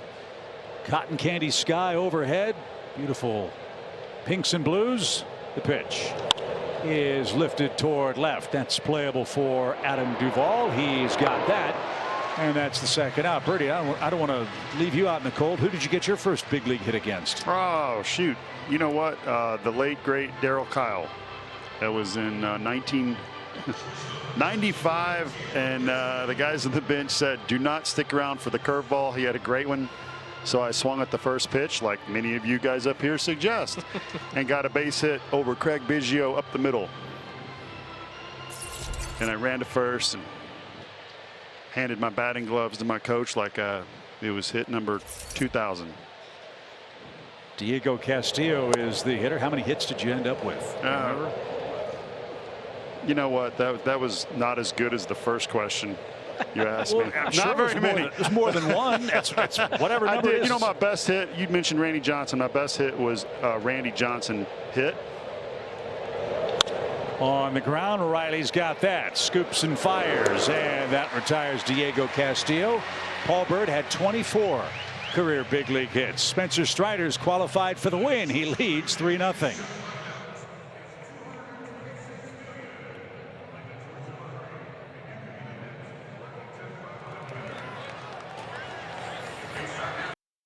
Michael Harris leading things off here, already hit on the night there in the 3rd inning. And all these guys, we know, different styles as they get up here, and a lot of people asking about the headbands. And Bertie, I know you had a great report on them and showed all of that. I mean, this kid's got 200, 300 some headbands, right? And all very different. He's got some cartoons, some different action figures, just different artistic ones. And asking him a little bit more about this, he said, you know, art was actually one of his favorite classes in like middle school and high school, and ideally he'd love to kind of design his own headband one of these days. And you guys have already mentioned the stash night for Spencer Strider, but we got to get a headband night going on here, right, at Truist Park one of these nights for Michael Harris. That's a great right? call, Kelly. Yeah, it's got to be coming. Great idea.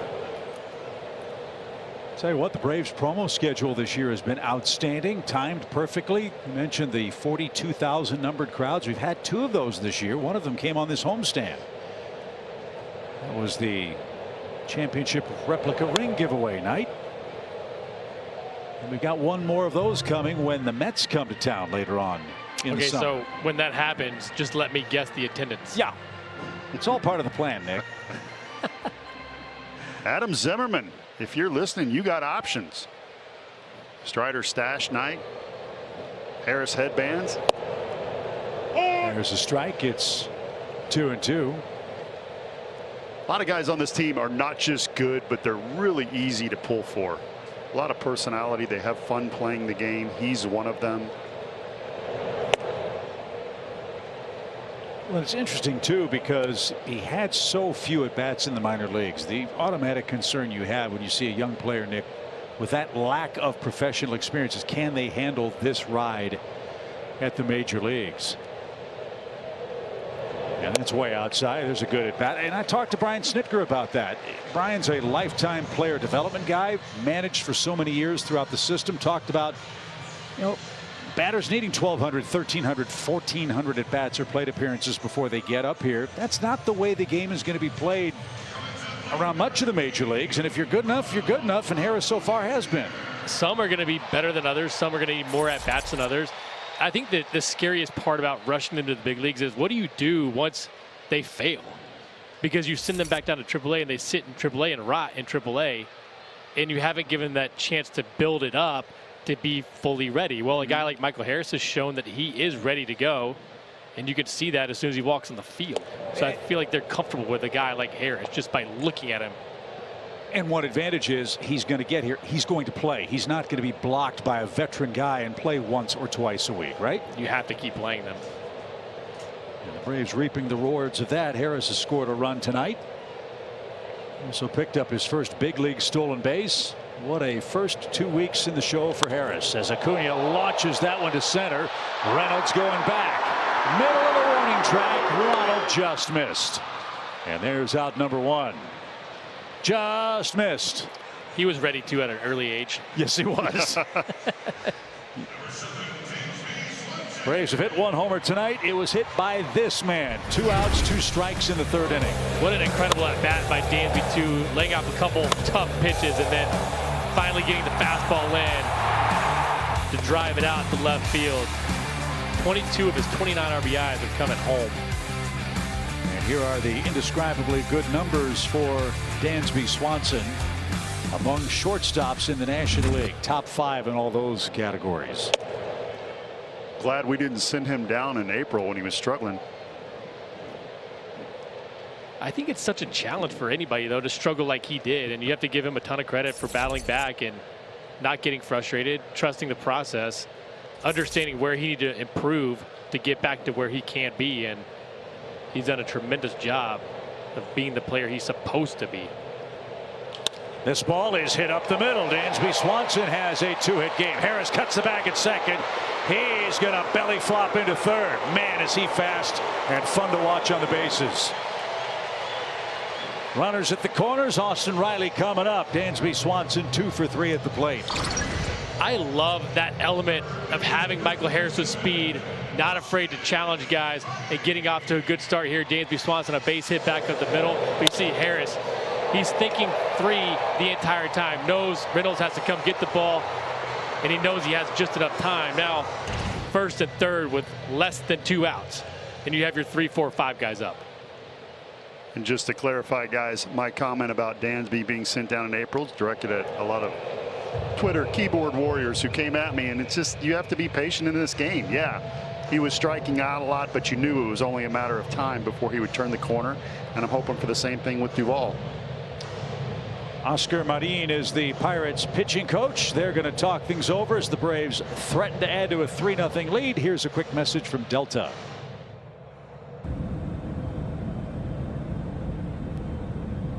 Delta, proud to be the official airline of the 2021 World Champion Atlanta Braves. Truist Park is lively again tonight. Braves trying to win their 9th consecutive game. They had a 9-game winning streak in August and September of last year. Tyler Beede is getting ready in the Pittsburgh pen.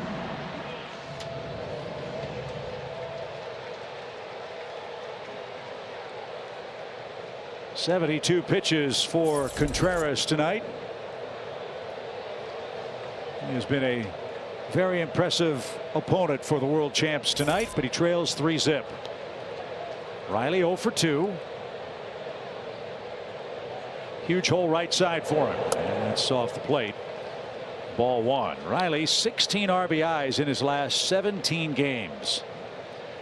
7 homers since May 23rd.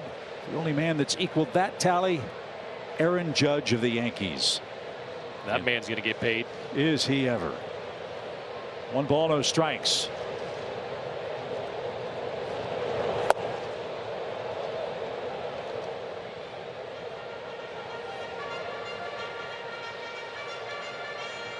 Again, second time through the order.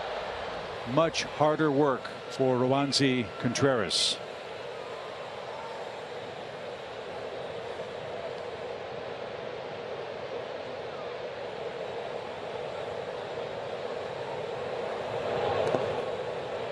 Nice block by Perez. Ball 2. Mets are in L.A. later on tonight, Bertie. I beg your pardon. Braves trying to post the first score tonight. Go ahead. No, I've talked about Contreras and how good his slider is and fastball. He is their best pitcher. And the fact that we've gotten 3 off him in 4 innings and I'm threatening now shows you how potent this lineup is and how tough it is 1 through 9.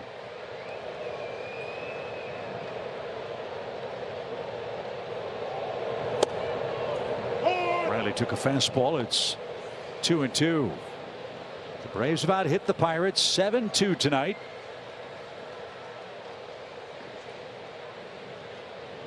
The thing the Braves are doing, they're getting their hits and they're, as Nick said, not wasting them. They've only left 2 men on base so far tonight. The pitch, and Riley chased one up and out of the zone. Second time Austin has struck out. 2 away, and Matt Olson is the hitter.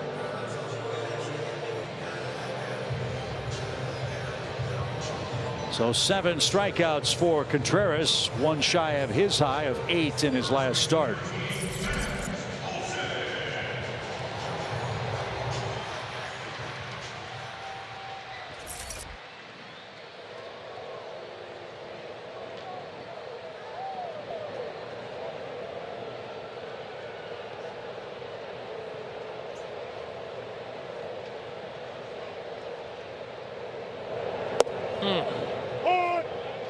Try to sneak a curveball in their first pitch. He's an impressive young prospect. Good for the Pirates for getting him from the Yankees. He's pitched out of some trouble tonight. Trouble started with the very first batter of the game, a leadoff double from Ronald Acuna Jr. 2 strikeouts and a pop-up later. He had a scoreless first inning. Was a pitch away from getting out of trouble in the 3rd. Gave up the Swanson homer. Ozzie Albies an RBI double in the 4th. And now 1st and 3rd, 2 outs in the Braves' 5th inning.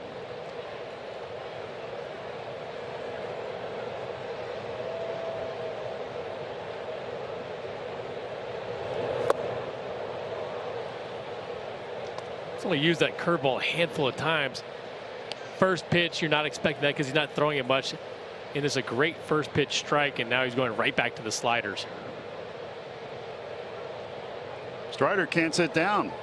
Starting pitchers are usually resting those legs on the bench. He's pacing. So are some broadcasters. 1 ball, 2 strikes. And in the dirt, 2 balls, 2 strikes for Matt Olson. And the question here, is he going to quadruple up on the slider? I feel like he's got to throw a fastball in this count.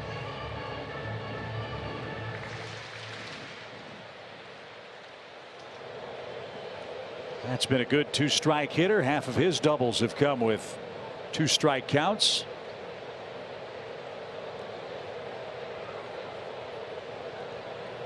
Dansby at first, Harris at third, the 2-2 pitch. Dansby will be running with a full count. Good take. That's the best eye on the team, in my opinion, as far as plate discipline goes. Matt Olson, good job with approach, good eyes.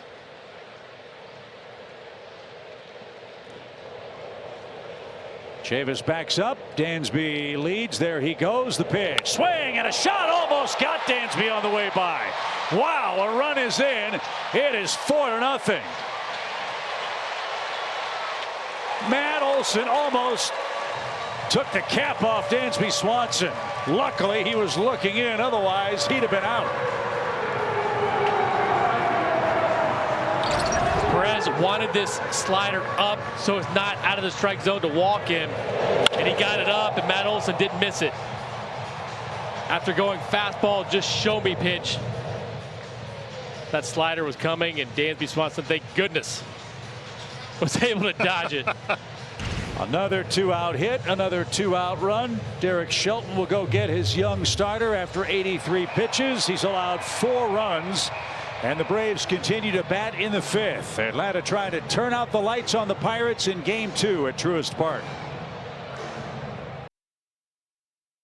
The Braves, but how about the Phillies? After changing their managers, they've won 7 games in a row. Robbie Thompson's club off to another great start tonight. Kyle Schwarber's hit another home run. The Phillies are throttling the Diamondbacks 6-0 at Citizens Bank Park. Only 1 Arizona hit. And all of a sudden, not just the Braves, but the Phillies trying to tighten the noose around the division-leading New York Mets. Dansby Swanson, a 2-hit, 2 RBI night, stands at third base. Tyler Beede is going to come on and pitch and try to get Pittsburgh out of the 5th inning. 12 games, 18 2/3 innings for Beede, and you see the biggest problem, more walks than strikeouts. Absolutely, and you see the opponent's average on fastballs up at 370. He does have a very good changeup, throws it 20% of the time, but if he gets ahead, he's up there in the 40%. So that's a nice out pitch for him. And Greeny, I'm really glad that Dansby Swanson was looking home when Matt Olson hit that ball 112 miles an hour. That would have crushed him. And the bad thing would have been if he hits him with dead ball out. We don't score the run, so you got to pay attention. So Matt Olson with RBI number 30. The Braves add on a run, looking for a little more here. 4-0 with the former Giant Tyler Beede on the hill. He's inherited 4 runners. 2 of them have scored, and he's 50-50 in retiring first batter. He's gotten 3 of 6, and he wants a new baseball and will get one as d'Arnaud digs in. Travis has a single, a run scored in 2 trips. 2 homers, 7 RBIs this month. 6 of them came in that game in Colorado, including a grand slam. And he gets hit with the very first pitch, so the bases are loaded.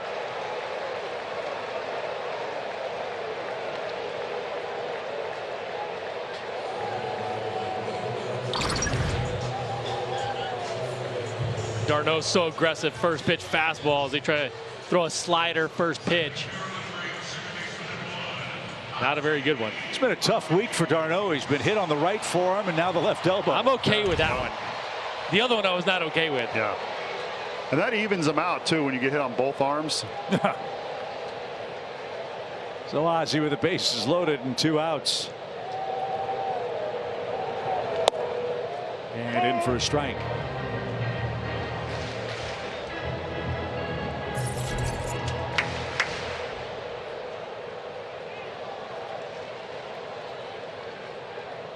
Dansby, Olson, d'Arnaud, the Braves runners third to first.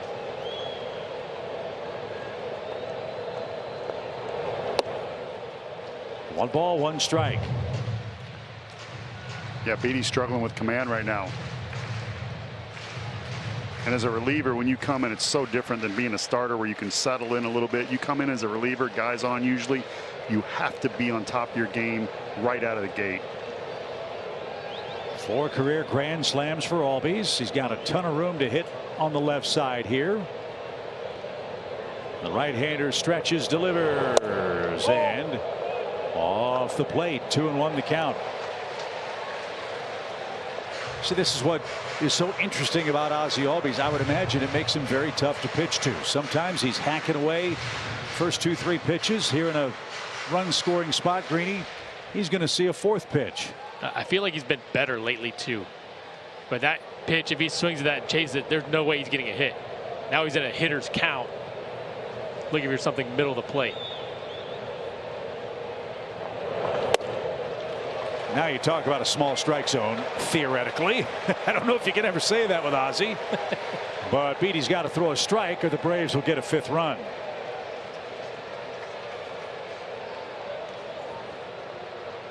Strider has had plenty of time to rest in the Braves dugout. He's coming out for the 6th. He's got a 4-0 lead, looking for more here. The runners lead. And the 3-1 on the ground, right side. The flip to second is just in time, and that will retire the side. The Braves cash in a leadoff walk. Matt Olson scores Michael Harris, and the Braves lead 4-0. Tonight here at Truist Park for Game 2 of this Braves Pirates series. You'll see him on our Xfinity Live Look cam. Atlanta has scored in each of its last 3 trips to the plate. They enjoy a 4-0 lead. Spencer Strider will go through the lineup a 3rd time. Top of the order coming up for the Buccos, Mr. Green. Chip, we've got to take a look at our game summary brought to you by Green Machine, so that's why I'm doing this. Spencer Strider's been outstanding. 5 shutout innings for him, 7 punch out. Dansby Swanson, a couple of base hits, the big 2-run home run. Don't forget about Acuna. By the way, he's got 2 hits on the day. Just another nice offensive performance by the Braves. Is that promo built for you or what? Well, when I saw that, I thought it was, but I don't know if they had me in mind for that, but it kind of worked. How could they not? Well, I'm not that important, Chip.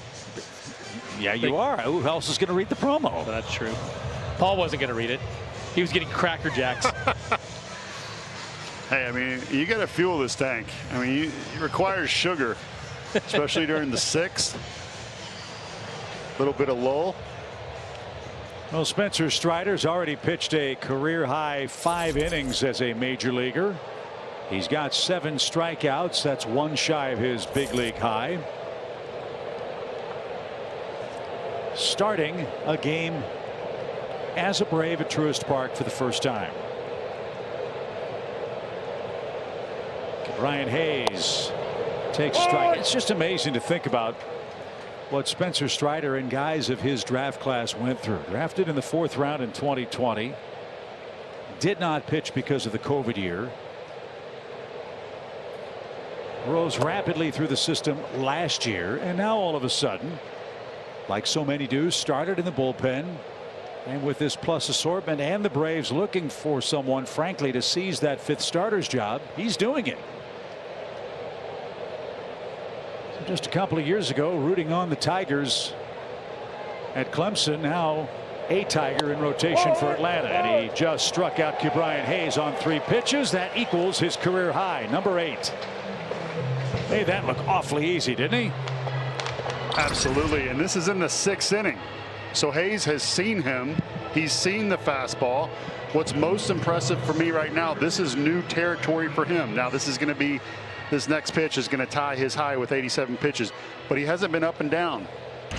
And he's into the 6th in new territory. He's maintaining his velocity, and you have their best hitter who didn't pick up on that fastball, beat him. All of those things mean something. Ryan Reynolds 0 for 2 in the game. No swing, 1 ball, no strikes. They put Chapman, who throws 100 to 105 from the left side, in the rotation, and he was 88 to 92. He could not maintain that. So this is a big deal.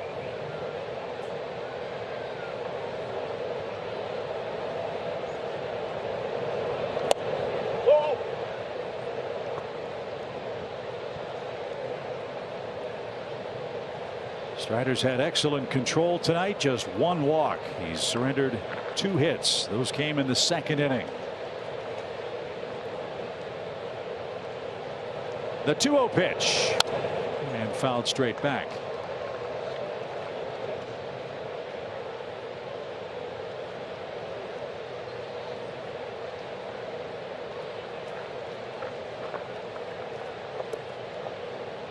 Brian Reynolds not the only number 10 in attendance tonight. Chipper Jones is here watching Spencer Strider do his thing. And the 2-1 pitch is shot towards second. Ozzie gave ground, tried to flag it down and couldn't. And Reynolds aboard with 1 out.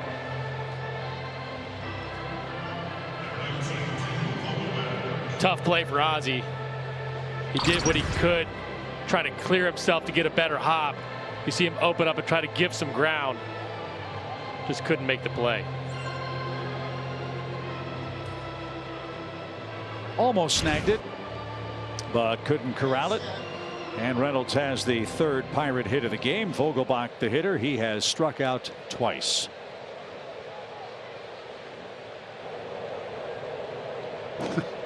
Vogelbach getting into the box has cracked me up with some bad body language.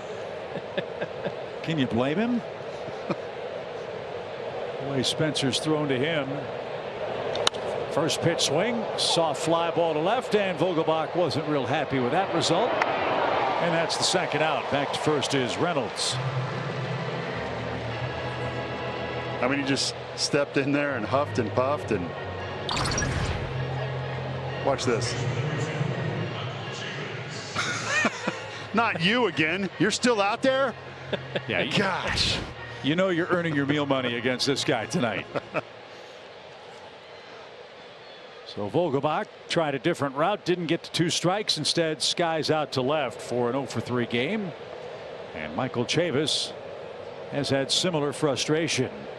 Strider has punched him out twice, once with a fastball, last time after a whole lot of fastballs through the slider. Beautifully executed sequence. This one shot into right, and Ronald races to his right to cut it off. Good play to hold Chavis to a single, and the Pirates have him 1st and 3rd with 2 outs. So last 2 hitters, guys, getting after it early in the count. What's the adjustment for Strider now with 2 out? Well, give guys different looks. Well, instead it's going to go get him here, but you're learning and you're going to give guys different looks. You're not going to try to get guys out the same way over and over again, but this was an excellent start. Big start for Spencer Strider. 5 2/3 innings, a career high tying 8 strikeouts. He leaves with a 4-0 lead, and Dylan Lee coming on next. Welcome to the Friday Night Showdown, presented by Kaiser Permanente. Great night for Spencer Strider. He gets the well-deserved pats on the back in the Braves dugout. 92 pitches, 66 strikes, 8 punch-outs, and he leaves with a 4-0 lead. There are 2 outs for Pittsburgh in the 6th inning, and now Brian Snitker has the luxury, fellas, of unleashing his bullpen, which has been letter perfect so far on the homestand. I've been impressed with him, too. He's not going to overpower you with Dylan Lee, that is, but he's done a great job, able to go more than 1 inning as well. I've said this before, when you have a bullpen out there and you can use guys in multiple situations, it's extremely impressive. You have a couple closers down there. You have great stuff. Ability to get out righties, lefties. Dylan Lee could also spot start for you, so he can cover some innings here. And this is a big moment to keep that lead at 4-0. Swing and a miss by Calvin Mitchell, who's reached twice. Braves have the #1 bullpen ERA in the National League at 3.07.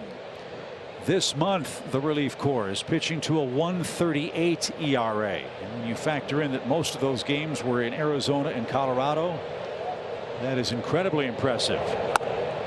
And on this homestand, 7 innings, no walks, no runs for the Braves relievers.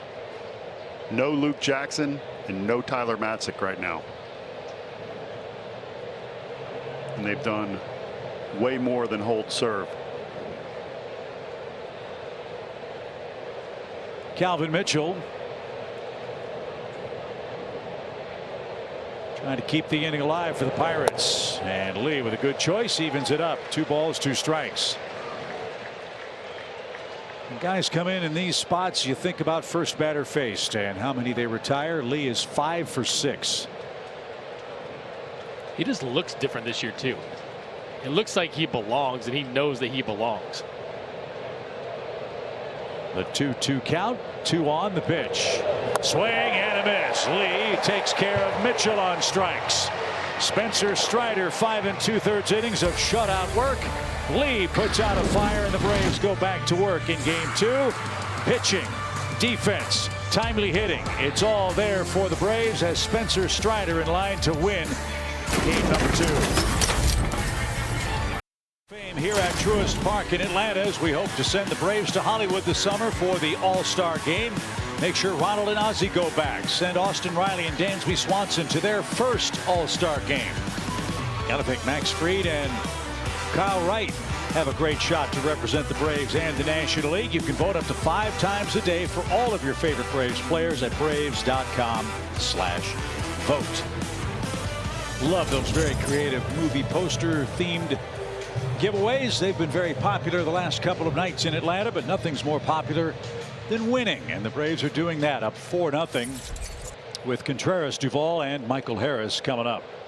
5.2 innings pitched for Spencer Strider. Man, was Spencer Strider impressive again. Just unflappable on the mound with 8 strikeouts. This one is rolled toward third. Ke'Bryan Hayes. And let's face it, guys, if there has been, I don't want to say a concern, but an area where the Braves are looking for improvement, as every team does every single day, it's the back end of the rotation. The top 4 guys have been terrific, 28 and 17, when Anderson and Morton and Fried and Wright pitch. But when anyone else pitches, guys, the record 3 and 10 entering tonight. Strider has been fantastic. That has been a huge jolt to this team, not just physically going in there and doing a good job, but the way you feel mentally when you're like, hey, every time a guy takes the hill, we expect to win every night. That does something for you. Getting Duvall back, moving him to left. Ronald Acuna coming back. The lineup totally changes. Dansby Swanson getting hot. Little pieces of the puzzle.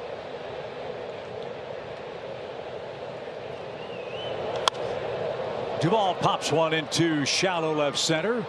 Reynolds got a good jump, and the big crowd tries to scream at him to make him drop it. No such luck, and that's the second out. Michael Harris coming up before he continues his perfect night at the plate. Here's a word from Truist. Jessica was born to care. That's my best friend. She don't need no. Miss Hogan's class? It's Atlantis. Today, she's a teammate at Truist, the bank that starts with care. Now Golema, our great stat man upstairs, reminds us from last night how productively the number 9 hitters have been for the Braves this year. Counting Harris's 2 runs scored tonight. The number 9 spot is still the most productive spot in the Atlanta lineup. 34 runs from the number 9 hole for Atlanta, including Michael's 2 tonight.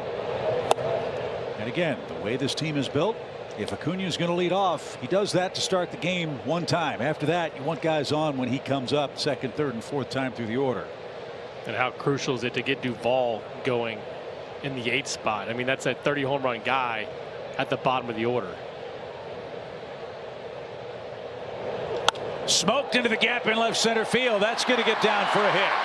Reynolds over quickly, cuts it off. Harris helmet flying, is going to stand at second. He's got 2 hits and a walk tonight.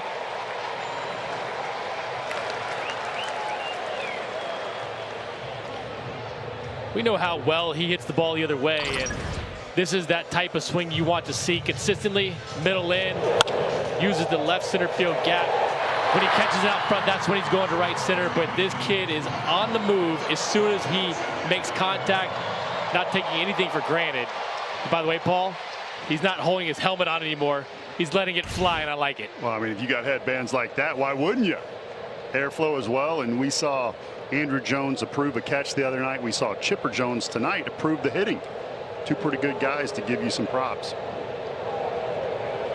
2 outs for Ronald. Chopper on the first pitch. Hayes, gloves and guns, and that takes care of the Braves in the 6th inning. We go to the 7th. Braves in command, 4-zip.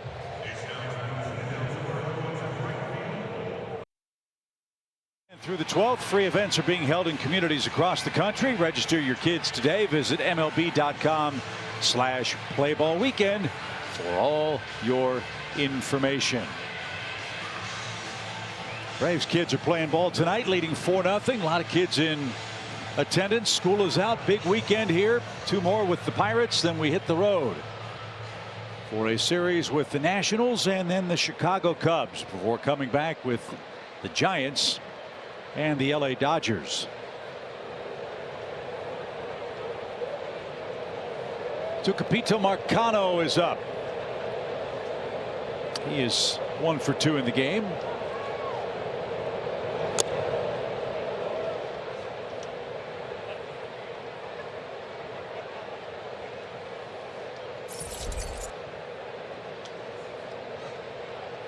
Couple of homers for Marcano. He's the 6th place hitter on the Pittsburgh lineup card tonight. And Dylan Lee gets ahead of him. No balls, 2 strikes.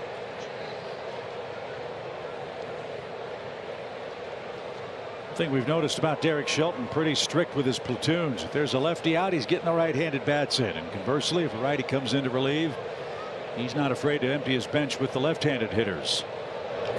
And this one is popped over Ozzy's head on a 0-2 count.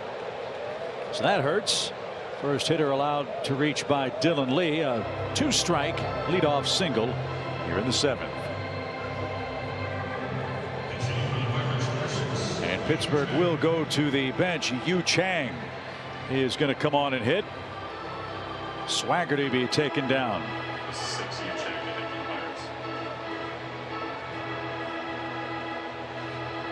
Chang played last night and was 0 for 3.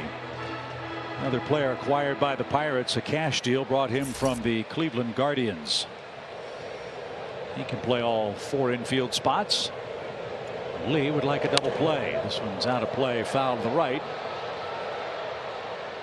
And a fan from Holtzclaw Hill, Georgia, makes that catch. It's strike 1.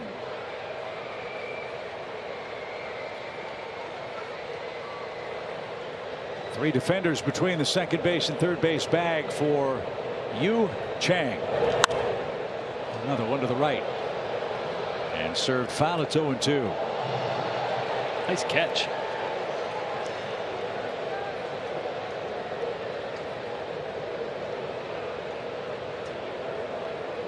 Darren O'Day has gotten up in relief for the Braves. He's getting loose in the bullpen.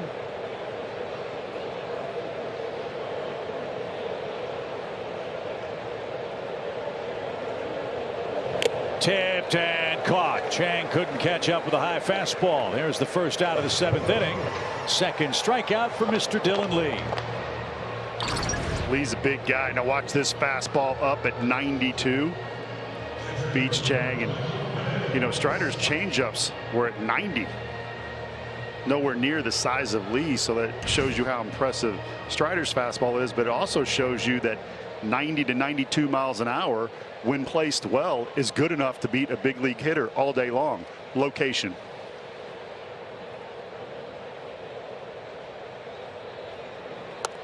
Good pitch. missed a few tonight.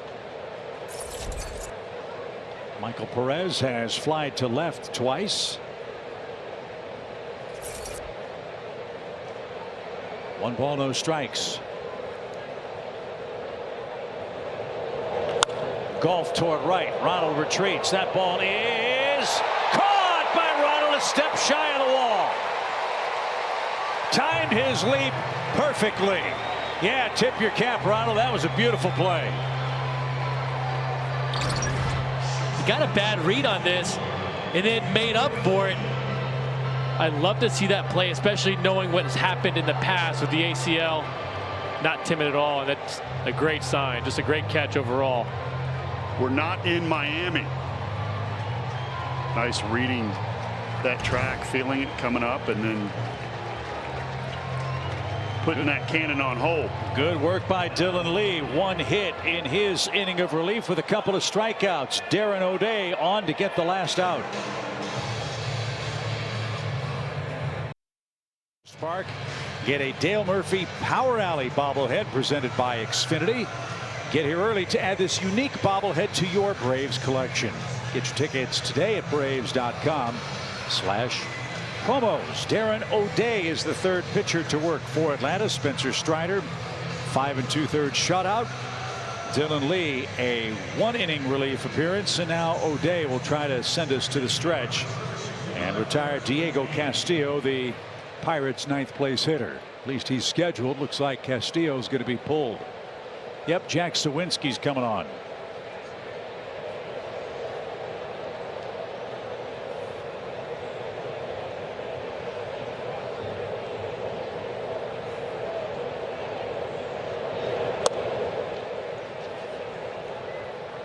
I was surprised Sawinski wasn't in the lineup to start.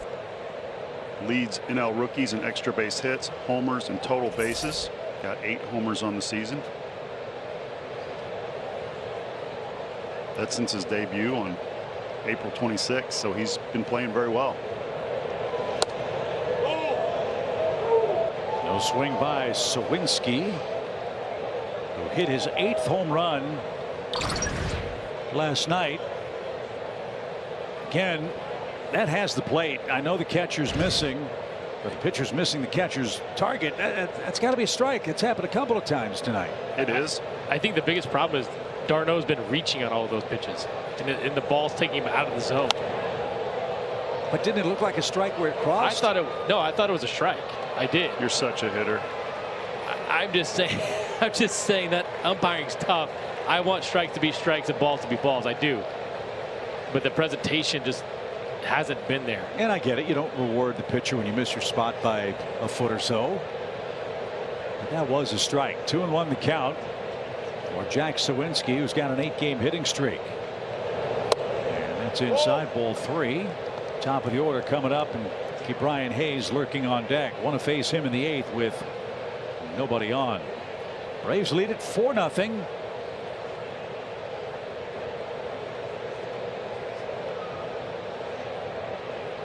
Shift on for Sawinski, and that's into the Braves dugout. That might have gotten Rick Kranitz on the way by. The Braves pitching coach was standing right next to Brian Snitker. And Hamilton Letts, our great cameraman. Thumbs up, Hamilton. All right, way to go. Watch your f-stop down there. 3 balls, 2 strikes. And Marcano will get a head start with a payoff pitch coming from Darren O'Day. There he goes. Swing and a miss. That takes care of Pittsburgh in the 7th inning. In a moment, we will have the stretch. It's presented by Synovus. The gang will be talking about this terrific start tonight by Spencer Strider. He was outstanding. 5 2/3 innings of 4-hit shutout ball in his first home start. Special treat for us tonight. Tennille Arts, a country music singer songwriter, is here to lead us in God Bless America. She makes her way to the center of the diamond. Check out that sparkly guitar and a beautiful voice forthcoming here before a crowd of over 41,000 for the Braves and Pirates in Atlanta tonight. God bless America.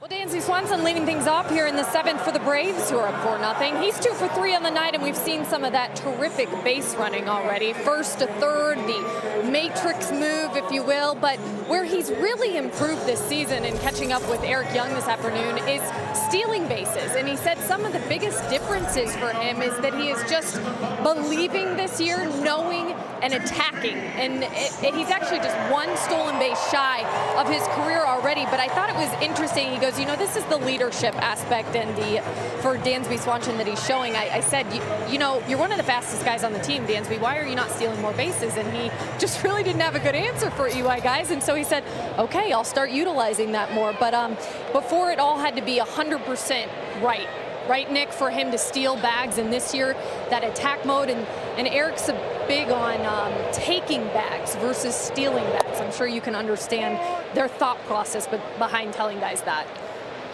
Yeah, I think it's just fun to watch a guy like Dansby, who is a winner, add something new to his game. And when Eric Young's at first base, they aren't just trying to steal to be stealing. They're picking and choosing their spots, and that's what Dansby has to do as well. Well, Swanson's done a nice job in the stolen base department, 9 out of 11. He's hit another home run tonight. He's got a single as well, so 7 hits in his last 18 at bats.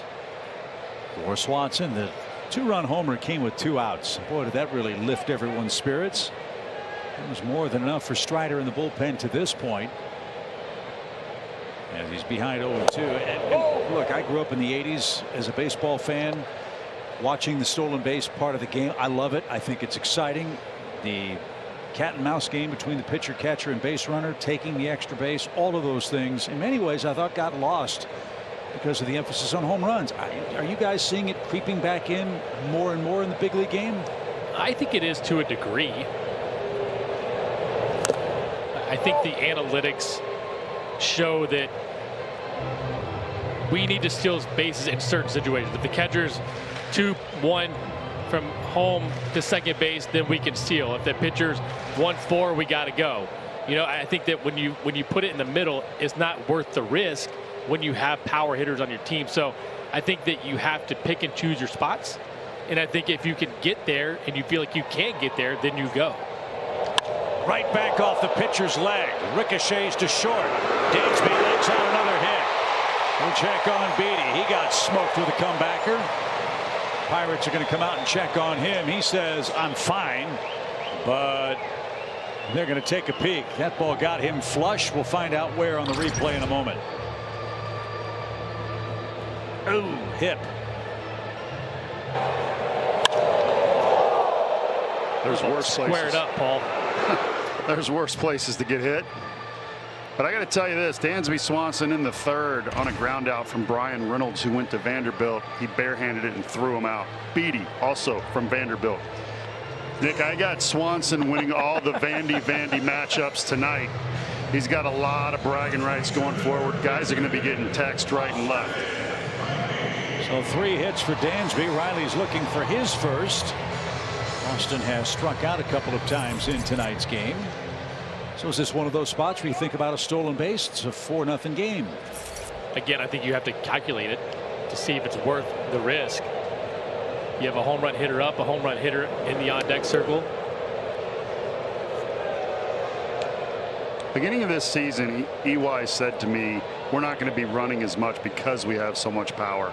But I do agree with you, Chip. I think with this team personally, we've seen a shift in that. Broken bat past the mound. Brian Hayes has one play, and he makes it. Runner to second with 1 man out. Well, I've used the analogy that Tom Glavine gave me. When Tom was throwing that changeup into left-hand hitters, Rick Peterson said, you can use 14 clubs. Right? Why limit yourself to 5 or 6 if you're playing around the golf? If you have a team that has that weapon, why would you not utilize it more? And I'm not just speaking of the Braves. I'm talking about the game in general. It's such an exciting part of the game. And with the de-emphasis of the stolen base, Paul, I would think that you could capitalize on the fact that pitchers don't like throwing to the bases and catchers aren't exactly Johnny Bench back there anymore because they don't have to be. You're absolutely right. More importance is put on framing less on hitting.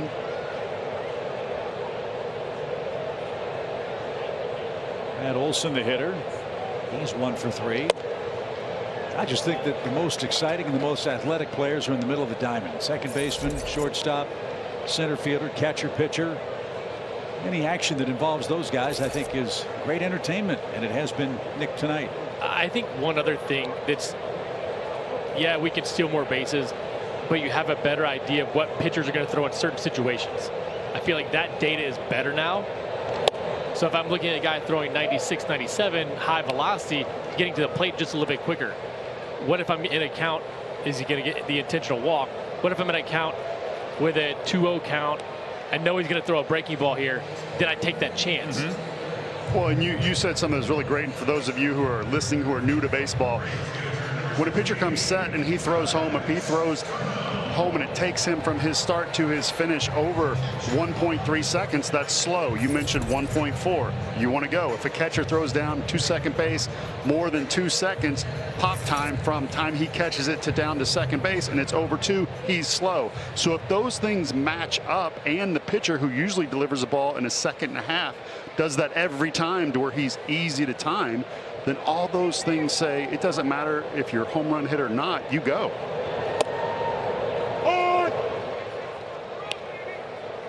Well, after the intentional walk of Matt Olson, Travis d'Arnaud is the hitter. He's reached twice. He's singled, scored, and has been hit by a pitch. Pirates will have the top of their order coming up in the 8th. A little insurance would be nice. The Braves enjoy a 4-0 lead. And that one shot the other way. Chavis to second, 1. The return throw to first is not in time. d'Arnaud hustling down the line. 2 long throws keep the inning alive. They get the force at second. First and third, 2 outs, and Ozzie the hitter.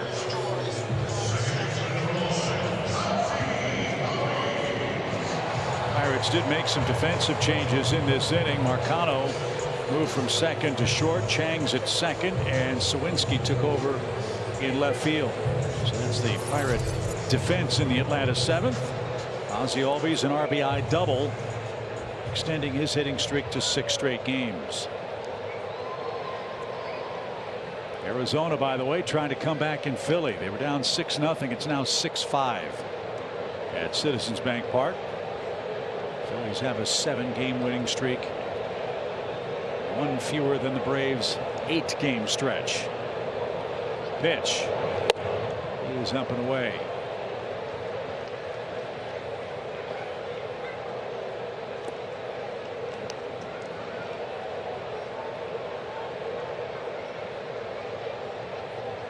Dansby and d'Arnaud, the Braves dandies, aboard here in the 7th.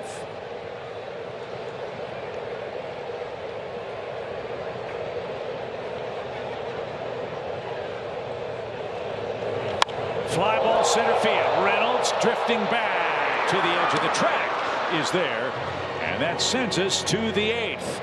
Braves having a good night. 4 runs on 10 hits. Jackson Stevens to face the Buccos in the 8th inning. At Truist Park, Braves have 10 hits, 4 runs. They're shutting out the Pirates. And as we go to the 8th inning, here are tonight's Bounty Quick Stats. But you want to talk about the quicker picker upper, check it out.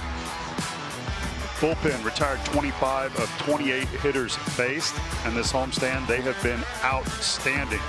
I love the 0 walks and the 11 strikeouts.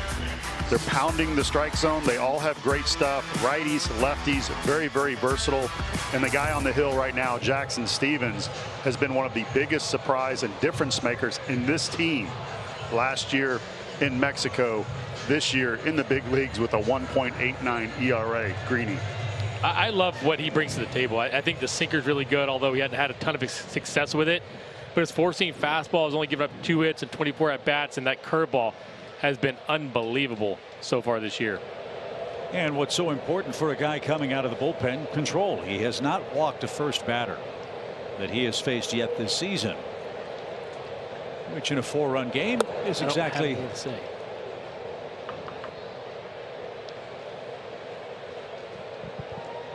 exactly what you want to have happen. If they hit their way on, that's one thing, but don't help them out. And down in Rookie Brian Hayes, 2-0 the count to him. He's 0 for 3 tonight. Last 2 trips, Hayes has struck out.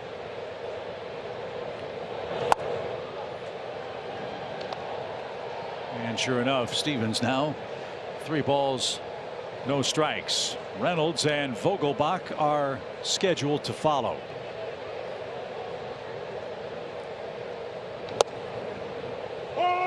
The old automatic, they used to call it. Now 3-1.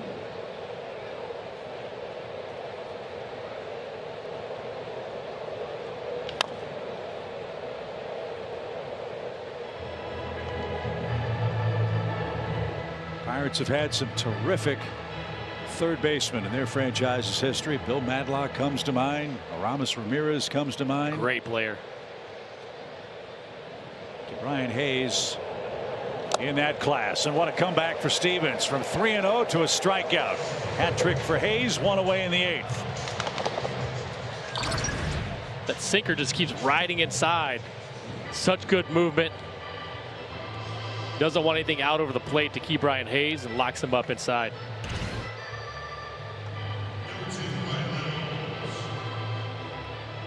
One of the great musical themes from the life of Brian.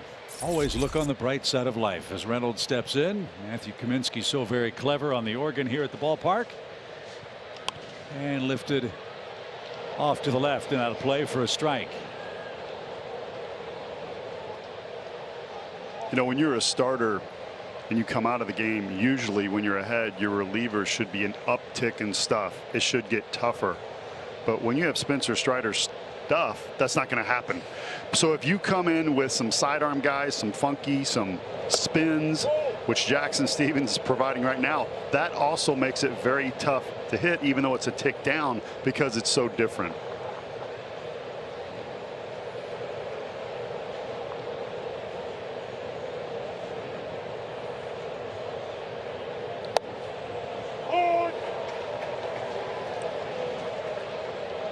One ball, 2 strikes for Brian Reynolds. I don't think anybody's been particularly thrilled with Larry Vanover's strike zone tonight. That would look like a generous call, but we are more than happy to take it.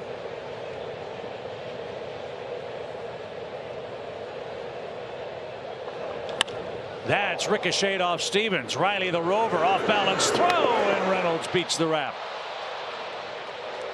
See if Jackson's all right. Riley did all he could, and the Braves are going to come out and check on Stevens here. Tough work in the late innings. Beatty got hit with a batted ball. Now Jackson Stevens has one deflect for an infield hit.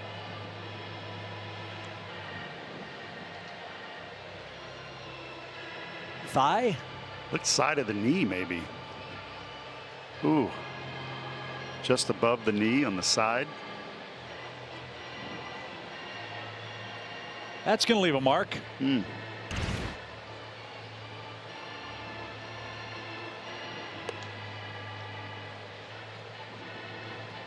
You have to be careful anytime you get hit on the leg, the foot, the ankle, the calf, because even though it's not your pitching arm, you can change your delivery without even knowing it based on the pain to be more comfortable. Once you do that, you're in a different arm slot. Then you're vulnerable for an injury. He says he's fit for duty, so Stevens will stay in and face Dan Vogelbach, who's the happiest man in the Pirate lineup. You know why? Strider's out of the game. Vogelbach's tried just about everything he can to create some action for the Pirates. Struck out looking on a pitch that was up and out of the zone. Struck out swinging in the 4th, and then went after the first pitch his last time up and flied out.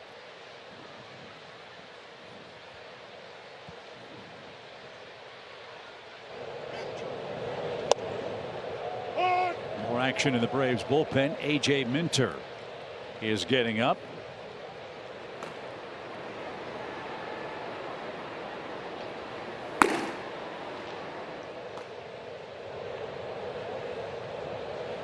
Strike 1 for Vogelbach, the DH, and in the dirt.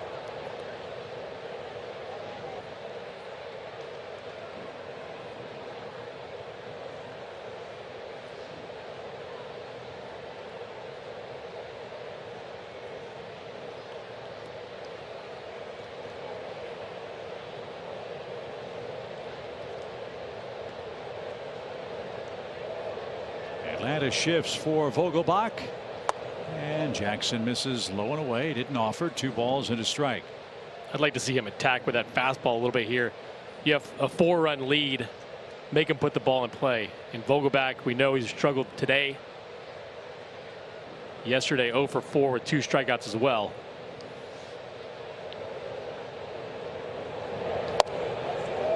Perfect pitch. Yes, it is. Yes, it is. Just like the other at-bats. Yes, they are.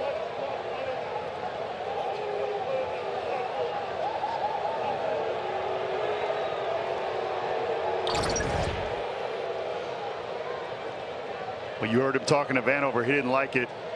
He's got a case. It's right on the corner. Bottom line is you got to be swinging. 2-2. Breaking ball, and he hooks that into right field for a base hit. Reynolds around second. He's going to make his way to third. Throw is close but off target.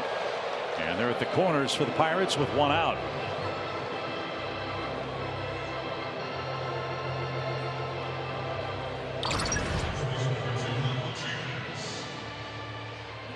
He wasn't going to leave the decision to the umpire. I'm surprised Vanover didn't say something to him. Wow.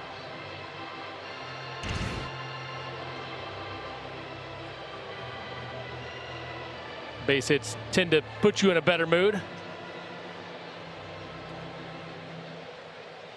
So things get a little tighter here. Michael Chavis, the batter. Watch out for the first pitch. He's hitting 400. On the first pitch, best he can do is make it a 3-run game. Golf foul. Couldn't do anything with that. Strike 1 for the Marietta native Michael Chavis, formerly of the Red Sox. Looks like he's trimmed down some from his Boston days. He was a big-time prospect with Boston, just couldn't find a position. Ended up making him a second baseman, which was not his best position.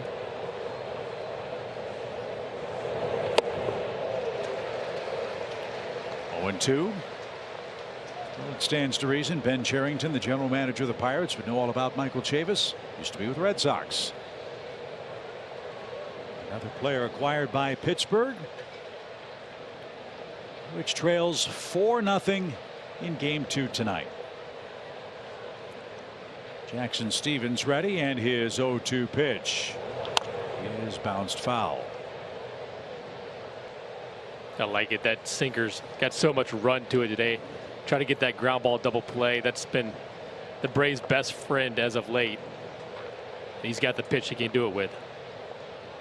Well, and he's also been a starter, so he can throw that change, the curve, the slider, 4-seamer. The sinker comes out of the pen like a starter. I'd love to see a ground ball pitch here, maybe a curve. It was the curve, and it was well off the plate. 1 ball, 2 strikes. Pirates have scored just 1 run in this series. That was on a home run from Jack Sawinski last night. Derek Shelton's team has had their bubble burst by the Braves staff. Pittsburgh 0 for 7 with runners in scoring position so far in the series. Whoa. 2-2.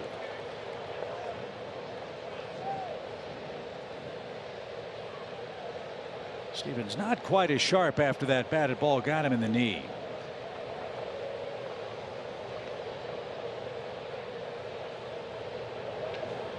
Two balls, 2 strikes, runners at the corners. They don't hold Vogelbach at first. The pitch outside. He's nibbling, full count.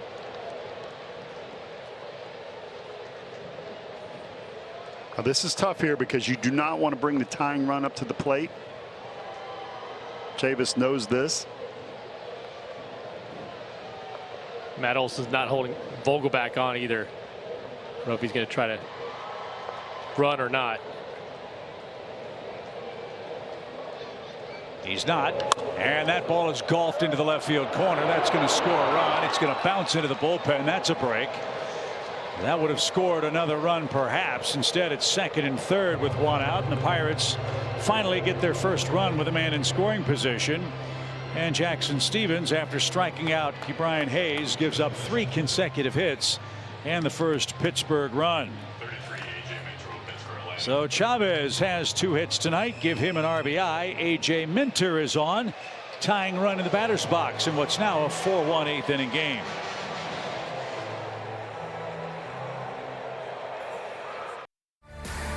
Atlanta Braves Baseball is brought to you by Toyota.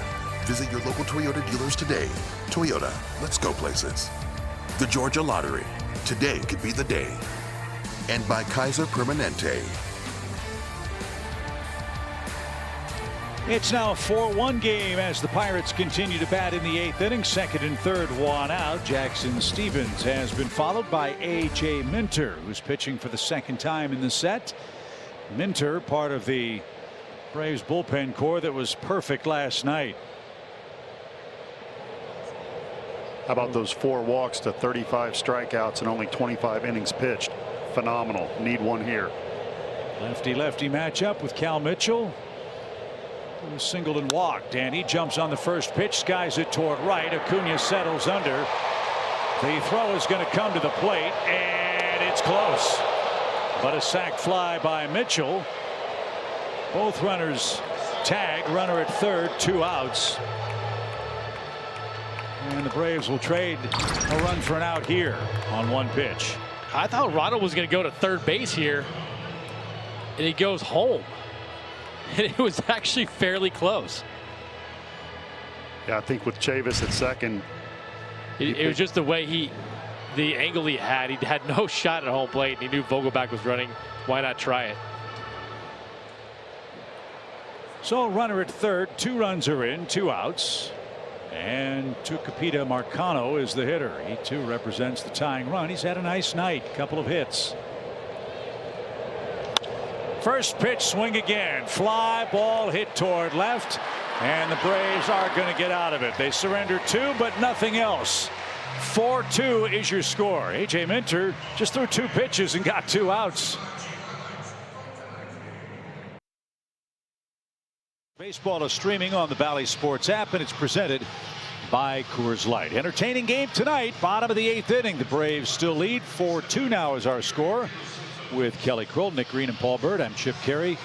Got to give you the attendance tonight, by the way. Our winner was Paul Bird. Paul guessed 40,720. The official turnstile count 41,404. All right, wow, I'm a winner. Closest without going over. Wow. As Gary De Los Santos is on for his 4th game. Al Golema came close, but he was 206 men too high on his guess. The old walk-up ticket Got sale him again. Caught him again. Well, let's get a couple runs back. Get a little insurance for the 9th inning. Contreras, Duvall, and Michael Harris are coming up. Harris, by the way, has had a perfect night at the plate.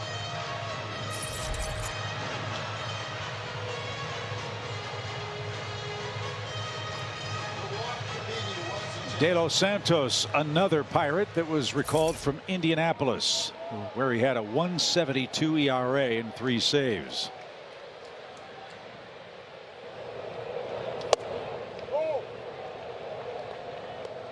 One man you don't want to face when you face the Pirates is David Bednar. He's their closer. He was the National League reliever of the month for May. And a strike to William evens up the count. 1 ball, 1 strike.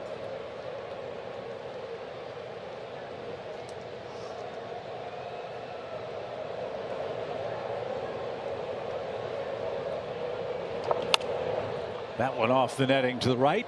This guy's got a quick arm action, doesn't he? He does, and throws a slider 67% of the time with 2 strikes to a righty. We may see it here. The Braves out hit the Pirates 10-8 tonight. Well, they're racking up double-digit hit games over the last couple of weeks. That's been fun to watch. Pittsburgh in the 9th inning will have their lower 3rd coming up after they picked up 2 runs on 3 hits against Jackson Stephens. Derek Shelton's club in the game, trying to hold the Braves right here. Let's see what Contreras can do. Again, off the net. and fouled away. Fireworks will follow tonight at Truist Park. Then tomorrow a 4:10 start. Charlie Morton and Zach Thompson hook up. 3:30 is our Braves live pregame show airtime. The pitch is in the dirt. It's a full count. So we'll be ready to go with our blue polo shirts. We haven't told Paul yet, but Paul, we're wearing blue tomorrow. Okay, I appreciate that. The early heads up and instead of the text when I'm driving to the park. Yeah, you've been fashion challenged from time to time on. Yeah, coming down 400. What shirt are we wearing?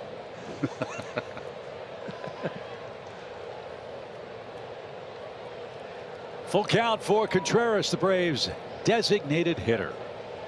And he has been doing that. De Los Santos ready. Here she comes. On the ground to third. To Brian Hayes. One out. And now a quick message from Landmark. Take me out to the Giants. Take me out for a car. The Giant selection is something to see. One away for De Los Santos. Duvall the hitter. Adams 0 for 3. You're not letting that go. Timothy Miller. He's the You're best. in the back seat matching him. Come on. He's the best. Timothy's awesome. Can't wait to hear him do his thing this weekend. Timothy's out singing God Bless America on home Sundays. May have to put you down there for backup now that I know that. No balls and a strike. Off the end of the bat and popped up. Chavis says he's got it. And Michael Harris will try to stay perfect. Single, double, walk, stolen base, 2 more runs. He just continues to impress. And again, a big key. You know, sometimes you hear #1 prospects. They got to come up and make a big impact. They've got to be an automatic contributor. On this team, I think Nick has the luxury of being a guy, not the guy. That's why you have the luxury of putting him in that 9th spot. And is he going to always hit there? No, he's going to go up to the top of the order because that's what he is and what he's going to be. But right now, he fits in perfectly at the bottom. And to have a guy of his caliber down there, a guy of his caliber in center field, which outfield defense was a problem early in the year, it's been nice to see.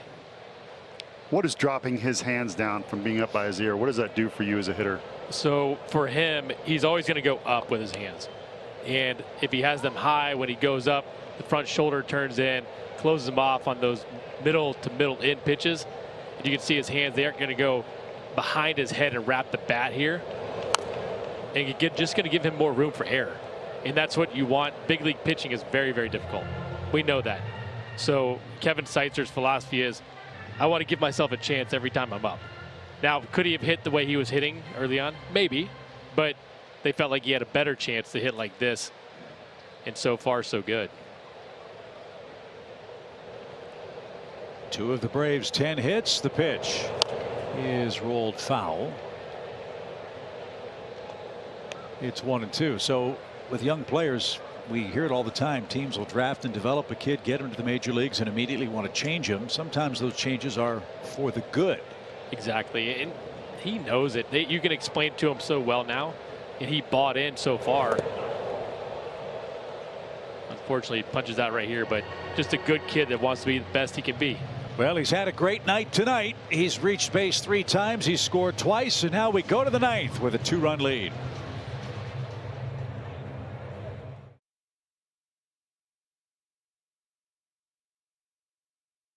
Let's check out our T-Mobile coverage cam. Earlier tonight, Ozzie Albies hit a 4th inning RBI double that nearly got out. Guillermo Heredia said, look, you need to work on your upper body, Ozzie. Get some upper body strength, counting the push-ups. Ozzie said, I'm done after 3. And Heredia said, hey, no. What's up with that? You need to do 10. I love those guys. They're having fun. As Kenley Jansen will go to work, he'll try to save the game for Spencer Strider. He's got the lower third for the Pirates. Chang, Perez, and Sawinski coming up. Kenley Jansen had a much needed 1-2-3 ninth inning last night for save number 16. He picked up a pair of strikeouts. I thought last night he looked really, really good. He mixed well with that cutter sinker combination, threw some good first pitch sliders as well, but that cutter for some reason last night had a lot of extra life. So let's see what he does on back-to-back nights with Yu Chang digging in. He struck out after entering the game in the 7th inning tonight. So Chang 0 for 1. No shift as Kenley Jansen peers in at Travis d'Arnaud as we start inning number 9. And a little low. Ball 1. Braves Live post game will follow us. Trevor Peter and Gordon Beckham hope to talk about our 9th straight victory.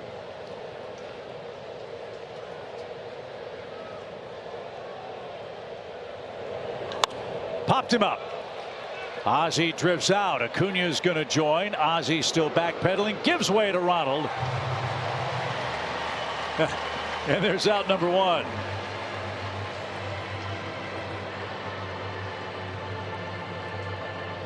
It reminds me of when Brandon Phillips was playing second base here and was telling Dansby Swanson to stay on your side of the second base bag. You remember that?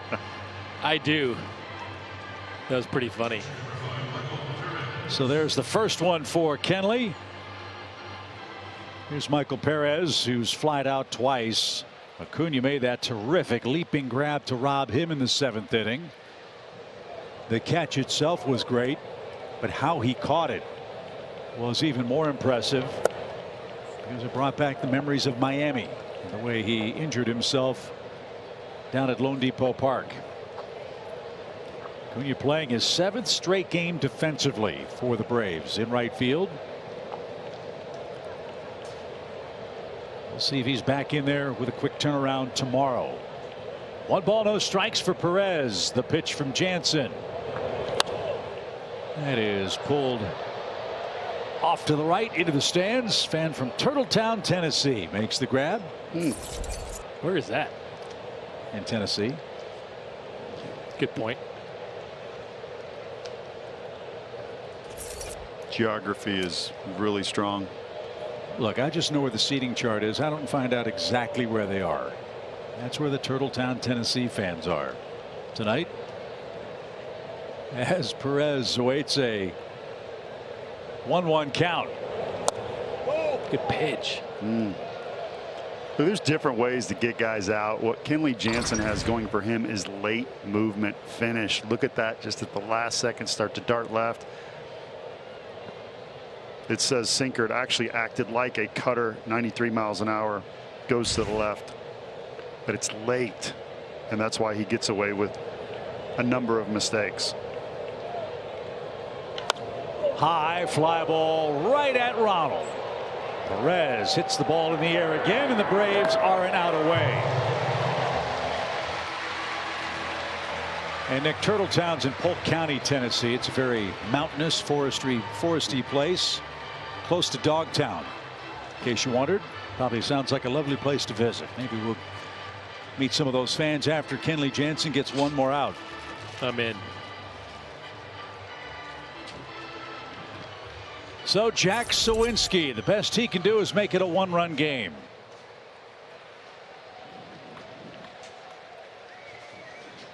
He struck out in the 7th.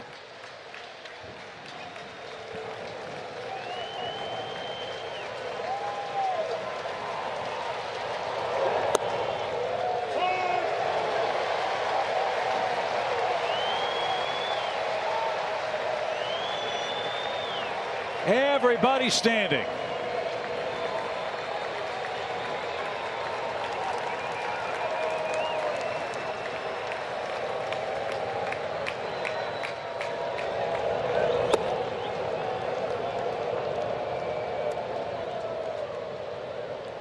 One ball, one strike.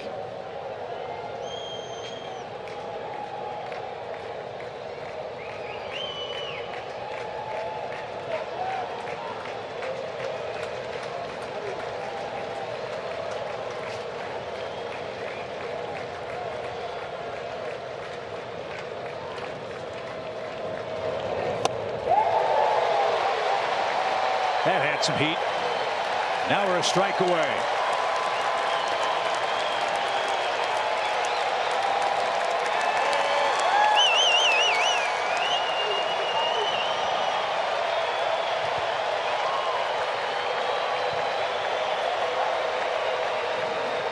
On a night when Spencer Strider looked like an ace,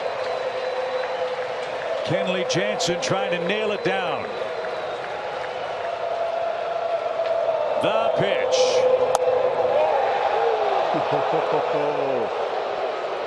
He turned it up a notch, Greeny. 94 with a lot of late life run to the left. Incredible cutter.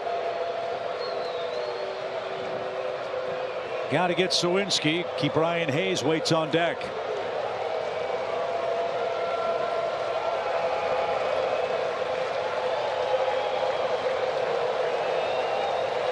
Two balls, two strikes.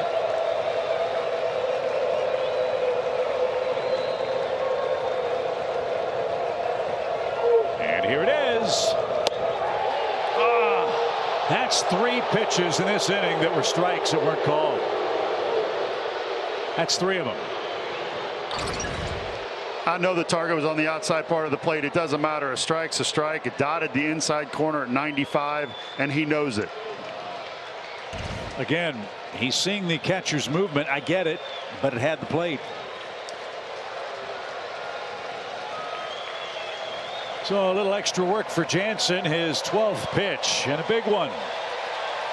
3 balls, 2 strikes. High target. Here it is. Ball game. It's a 9-game win streak. And the house always wins. Braves take a 2-0 series lead. Kenley Jansen with save number 367, tied for 11th all-time with the bearded wonder Jeff Reardon, as the Braves now 32-27 on the year, fellas. What a good game for the Braves. As Spencer Strider came out, it showed what he could do. I love the fact he went 5 2/3, 8 strikeouts. The bullpen was really good today, and again, timely hitting up and down this lineup. What a difference 10 days makes. Braves 9-1 in their last 10, playing much better baseball, very complete. These are the World Series champs, and right now they're starting to look like it, Chip. So Kenley Jansen works a perfect 1-2-3 ninth inning, and on this night it was a hair-raising affair, especially late. Braves got 4 early, Pirates got 2 late, but Spencer Strider and the Atlanta staff looked terrific. It's a 9-game win streak. They'll take it to play tomorrow with Charlie Morton on the hill for the Braves. Braves live at 3:30. First pitch at 4:10. Paul Bird and Nick Green will join me for that. Another big crowd enjoyed a Braves win. We'll wrap it all up for you on Braves Live, presented by Xfinity. That's coming up next. We'll see you tomorrow afternoon.